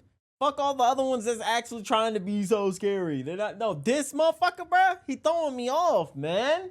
Afton's hold wasn't as powerful. Look though, y'all, his eye is moving a little funny, bruh. He look dirty. He look weird, bruh. And then you throw the little weird ass little thingies in it, and I'm really tripping. I'm really tweaking. I'm gonna shoot this nigga. As she had hoped. He wasn't able to gain complete control. The first trial run, Jeremy, was so desperate to escape from his Rudytronic. grasp that he sliced his own face off with a paper shredder. Messy. Afton's followers were reluctant. The Great to say the Bunny. least, but it was the second attempt that looked like it had the potential to kill two birds with one stone. Enter Vanessa. Ooh, Mrs. Afton wanted a Vanessa. surrogate daughter. Her darling Elizabeth would have been a young woman at this point if she had lived. What? Clara wanted Wait, someone what? who What wasn't do you mean? Elizabeth, but could be Claire, just what? like her. Could she have What just do you mean? rebuilt her like Gregory? Sure, but she decided against it because she wanted an actual human mother-daughter connection. Well, that, What? and it would be redundant and narratively unsatisfying to have two robot kids in the same family. What could she What? say? William had put a lot of tools on the table for her to use, and she was planning on using them all. Plus, Elizabeth had always been so loyal to Daddy. It was time to give her a second chance, a true choice. And Vanessa seemed to be the perfect candidate to fill the role. Your dad's name was Bill? Your dad didn't play fair,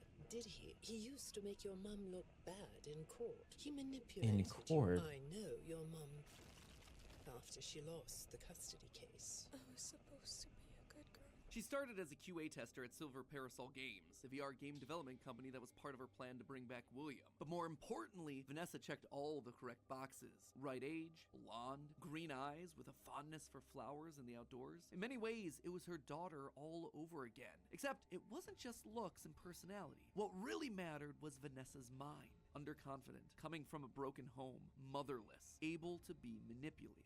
Motherless. You're goddamn motherless. Yes, she would do nicely. She would be the one to save dear old Daddy, just as the real Elizabeth would have wanted. I will make you proud, Daddy. While testing the VR game, William's digital consciousness merged with Vanessa. Oh sure, she fought, fragmenting Afton's code into a series of tapes hidden across the game, trying to do web searches to regain control over her life, but it wasn't enough. She was weaker than Jeremy. She was a thrall damn. that, despite occasional moments of lucidity, had to obey. And with Vanessa, it was a 2-for-1 deal. She was getting a daughter back, while also bringing her husband one step closer to reactivation. She just had to make sure that Vanessa was headed the right way. The reborn Gregory was an expert hacker, part of the benefits of being an Afton and a robot. So Clara had him keeping tabs on Vanessa, hacking into her emails and trailing her What the therapists hell? to ensure the future Elizabeth was falling in line. If any of the therapists started to ask too many questions, they were promptly dismissed from their positions. And while Gregory kept tabs on Vanessa's personal life, Mrs. Afton made sure to clear a path for her professionally. With Silver Parasol's collapse at the hands of the Anomaly, she then had the possessed Vanessa bring the contaminated circuit boards to DLZ shipping and the Fazbear Funtime service. More glitches, more Remnant, more Afton. But it More also lasted last move that was the best. In a true masterpiece of poetry, she brought Vanessa over to be chief security officer at the Pizzaplex. A true family tradition to don the hat and badge, and all it took was a recommendation from the top as well as some emails marked for deletion. Sure, Vanessa didn't have relevant experience for the job, but when it comes directly from the CEO, does it really matter? Husband, son, daughter. A corpse, a robot, a human. All that was left was Michael. Poor, troubled Michael. The boy that killed her youngest. The one that would spend years trying to make his guilty conscience right again. A self-professed protector. Yeah, Well, what is Michael gonna be? complete the family, something told her that the problem had... What if she was like, you know what, Michael? He started this shit, low-key, kind of. Not really, but, you know, he did do that shit, though. I don't want to make him. already solved itself. Something had shifted when The using fuck? Glamrock Freddy to excavate the buried pizza place. I have been here before. I found myself for the first time. What is this? This Freddy sucks. I don't like this Freddy. You're not scary.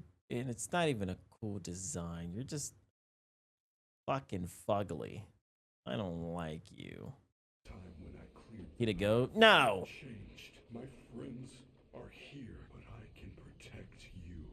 I am not me. Maybe I it was am the not remnant that had me. coursed through Michael's veins. Maybe it was the spirit of Michael living on as a Oh. protector. But he was there, somewhere inside of Glamrock Freddy. She could feel it. And just like that, she'd won. She'd done it. Sure, there were still some kinks to work out, some final brainwashing of Vanessa, some rehabilitation of William, but they were there. Finally, all together again under... Oh, she just chalked it up. She's like, you know what? Hey, man, that's close enough. Hell yeah. But he was there, somewhere inside of Glamrock Freddy. She could feel it. And just like that, she'd won. She'd done it. Sure, there were still some kinks to work out, some final brainwashing of Vanessa, some rehabilitation of William, but they... Some rehabilitation of some. He's a good guy now. Oh, so his words actually were true. He's actually like, he's good. The actual protector. Oh.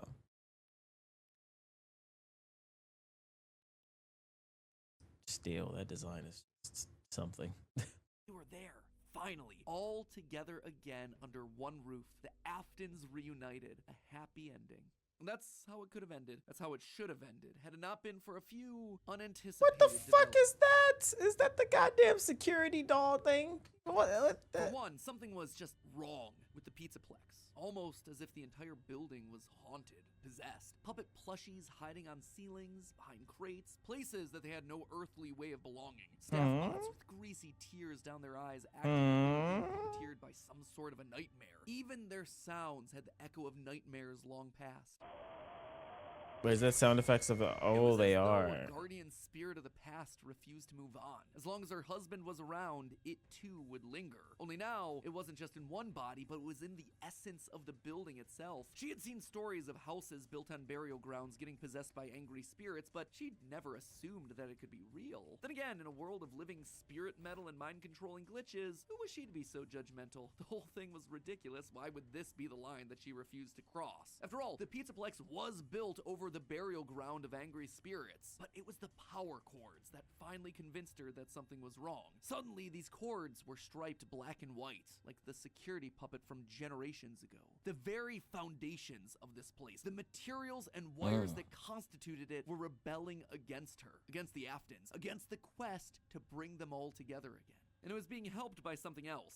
Something slithering through the building. It was that thing moving like that. To be sure, but a blob of living wires could be heard oozing through the walls, stealing pieces and parts of the old animatronics showcased in... Oh, hell she nah. only assumed that it was a byproduct of all the remnant they'd been collecting. From Afton's testing, she knew that both light and dark remnant existed, one of positive emotion. Light and dark remnant? The other created from anguish, anger, agony. Perhaps this thing was an amalgamation What of is all the that? parts of the pizzeria's history, a collection of the hatred still housed inside these defunct endoskeletons and exosuits. As long as it was left alone, it seemed to be harmless. But if any Afton outside of Michael got too close, it would lash out wildly. Even young outside of Gregory, looking Michael? to punish the family that had been complicit in its horrible creation. Little did she know, though, that Gregory should have been her biggest concern. That bringing the family together would have some unforeseen consequences. Gregory was normally the goodest of boys. She had literally built him that way. But lately, he'd been disappearing more and more often.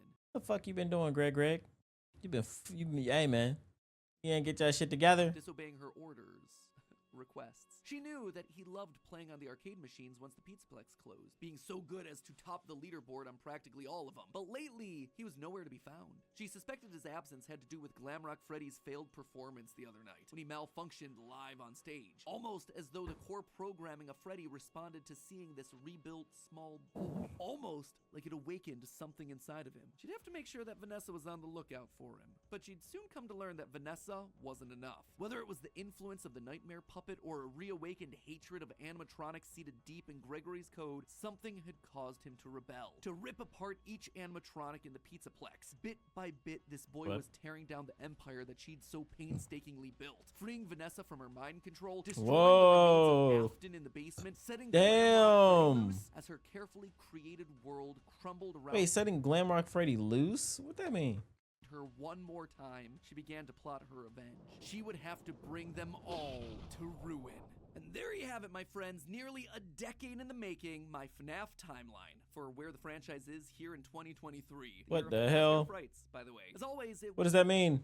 What the hell does that mean? It wouldn't be right for me to finish without going over some of the more controversial takes that I just handed out. I think we can all agree that this part of the timeline was always going to be the hardest. So let me just break down some of the major points. First of all, the biggest swing of this episode, and obviously the one that everything else rests upon, Mrs. Afton being the CEO of Fazbear Entertainment LLC. Here's why I went with this route. Now, first and foremost, the head someone else has, okay, and other theories, she's not the CEO. Someone else is the CEO? Fazbear Entertainment is the single biggest mystery that we're meant to solve at this point in lore. The ultimate guide brings it up repeatedly. Who's running the show? Who is okaying these decisions? And in the security breach memos, we get multiple mentions of someone manipulating things from the top down. Whoever this is, they are the person driving forward every other facet of late-stage FNAF lore here. They're the puppet master who's hiring the indie dev. Yeah, I didn't really like the mom coming back anyway.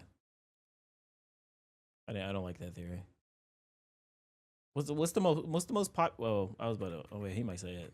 Running the show, who is okaying these decisions, and in the security breach memos, we get multiple. But I was gonna ask, what's the most popular theory of like who's running it? Mentions of someone manipulating things from the top down. Whoever this is, they are the person driving forward every other facet of late-stage FNAF lore here. They're the puppet master who's hiring the indie dev. They're the ones relaunching the brand, building the Pizzaplex over the burial ground. So everything at the end of the timeline relies on this one singular answer. Now, as I see it, there are two possibilities here. One, an adult robot Elizabeth, like we see older versions of robot kids in the fourth closet, or Mrs. Afton. Could it be someone completely new to the franchise? Absolutely yes, but in a game with so many returning faces and repeating themes, the Mimic? The hell is the Mimic?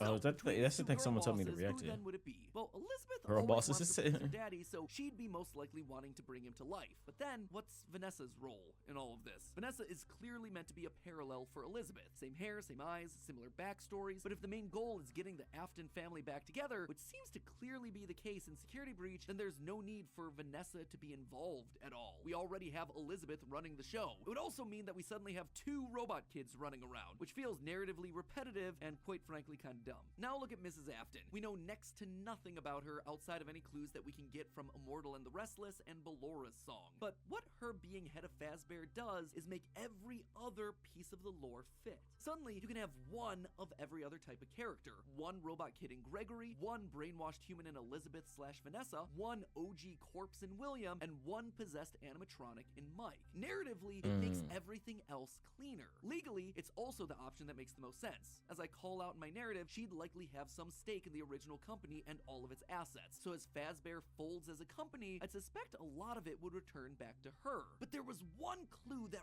really sold me on this particular direction, and that was this right here, in the post-it room. The big lore central of Security Breach, a dinner table scene with the whole family, including the mother. And not only is she there, she is at the head of that table, the position of highest honor and responsibility. She is the one in charge, with William being She is though, chat. Hold on.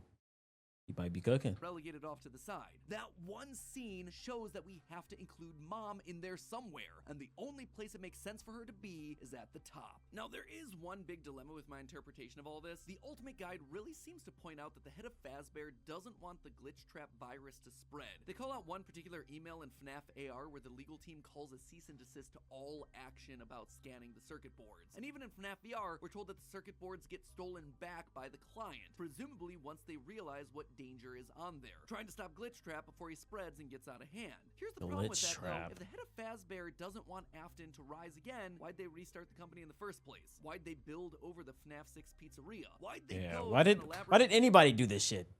That's my question. Why did anybody do this shit? Why does there always have to be a goddamn sequel?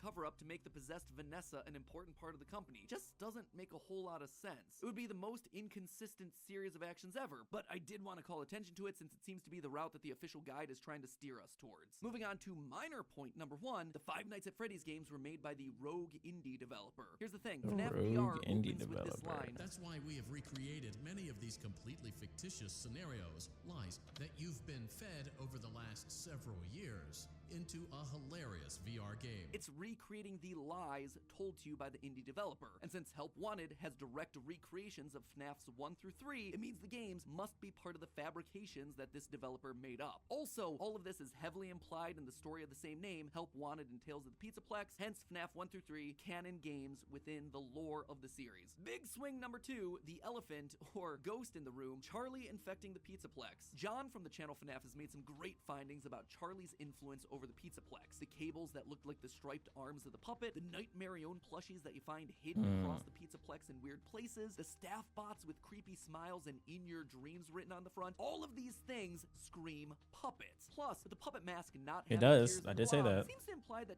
It's Charlie, yeah. exists elsewhere. She is still in play, and she has an important role, especially in Gregory's post-it room. The doors to the post-it room in the game's code are called Charlie doors. And inside, we see a bunch of lit-up nightmare staff bot heads. Suspicious, to say the least. The channel ID Fantasy did a great theory looking at the post-it notes, concluding that the crying child / Gregory isn't alone in this room, but rather might be communicating with someone. A spirit, Charlie. Charlie's spirit seems to have pulled a poltergeist. Instead of controlling one thing, she's affecting a lot of little details, foundational elements of the Pizzaplex. And this isn't the first time that we've seen this in the franchise either. We've seen spirits communicating with people through physical writing in the survival logbook. So we know that this is an established means of spirit communication within this franchise. And I suspect that to some extent it might be Charlie's influence making Gregory go haywire. Which brings me then to my final and probably biggest controversy in recent Really? This is gonna be the biggest one. Wow. FNAF history, Gregory as Patient 46. The Patient 46. Okay, I don't think I've heard of Patient 46. evil robot mastermind. Now, I know when I first came out with this theory a year ago, people were mad. But here's the thing, you don't have to take my evidence points for it anymore. The recent Tales from the Pizzaplex story, GGY, basically goes and just outright proves it. In GGY, we find out about a boy named Gregory who's getting all the high scores in the Pizzaplex arcade machines. When therapists start to go missing, it's confirmed that GGY is the one that's working to bump them off. And when animatronics start getting corrupted by a mysterious glitch, GGY's letters are found inside the code. He even chooses the code name Dr. Rabbit, for crying out loud. But obviously, by the time of security breach, Gregory is working against Burn Trap, Vanessa, and the animatronics. Why? How? Well, it's not really clear. I tend to believe that something must have happened to cause him to either lose his memory or be reset in some way. Maybe it was Charlie talking to him in his post-it room. Maybe he hit his head. Maybe it was the connection that he made with Mike on stage in Glamrock Freddy. Not exactly sure, and I don't think we have enough clues to solve any of it yet. But it makes sense from a story perspective why he'd start off evil on Afton's side and then switch to trying to destroy him and not knowing who he is in security breach. And with that, my friends, I'm wrapping this thing up. Congratulations, we are on page 40. 22,000 words of FNAF, baby. 22,000 words. Myself a Tales of the Pizzaplex short story. Have I answered everything? No. Does everything fit cleanly? No. But does it Also no. cohesive narrative for all these characters that addresses most of the evidence we're given? Yeah. For me, honestly, it really does. I'm about to say, like, you have to say yeah in this case. Do you guys agree? I know this is old and, like, you know, more things came out and stuff like that. The DLC will probably come out later this year and prove me completely wrong. Wouldn't be the first time. Then comes the movie. Oh, these series was made before the FNAF Ruin DLC. Oh, that shit that he was talking about? Yeah, okay.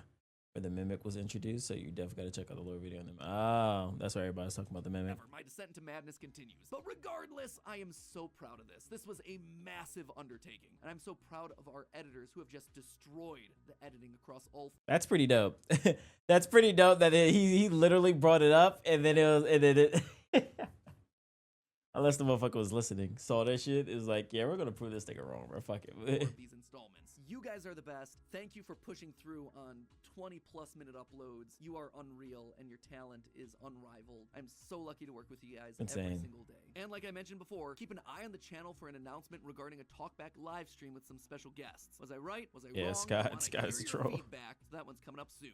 And with that, my friends, all right, Mimic has to come next then. Demons, with one final reminder that it was all just a theory. A game theory. Thanks for watching. W fucking video, man.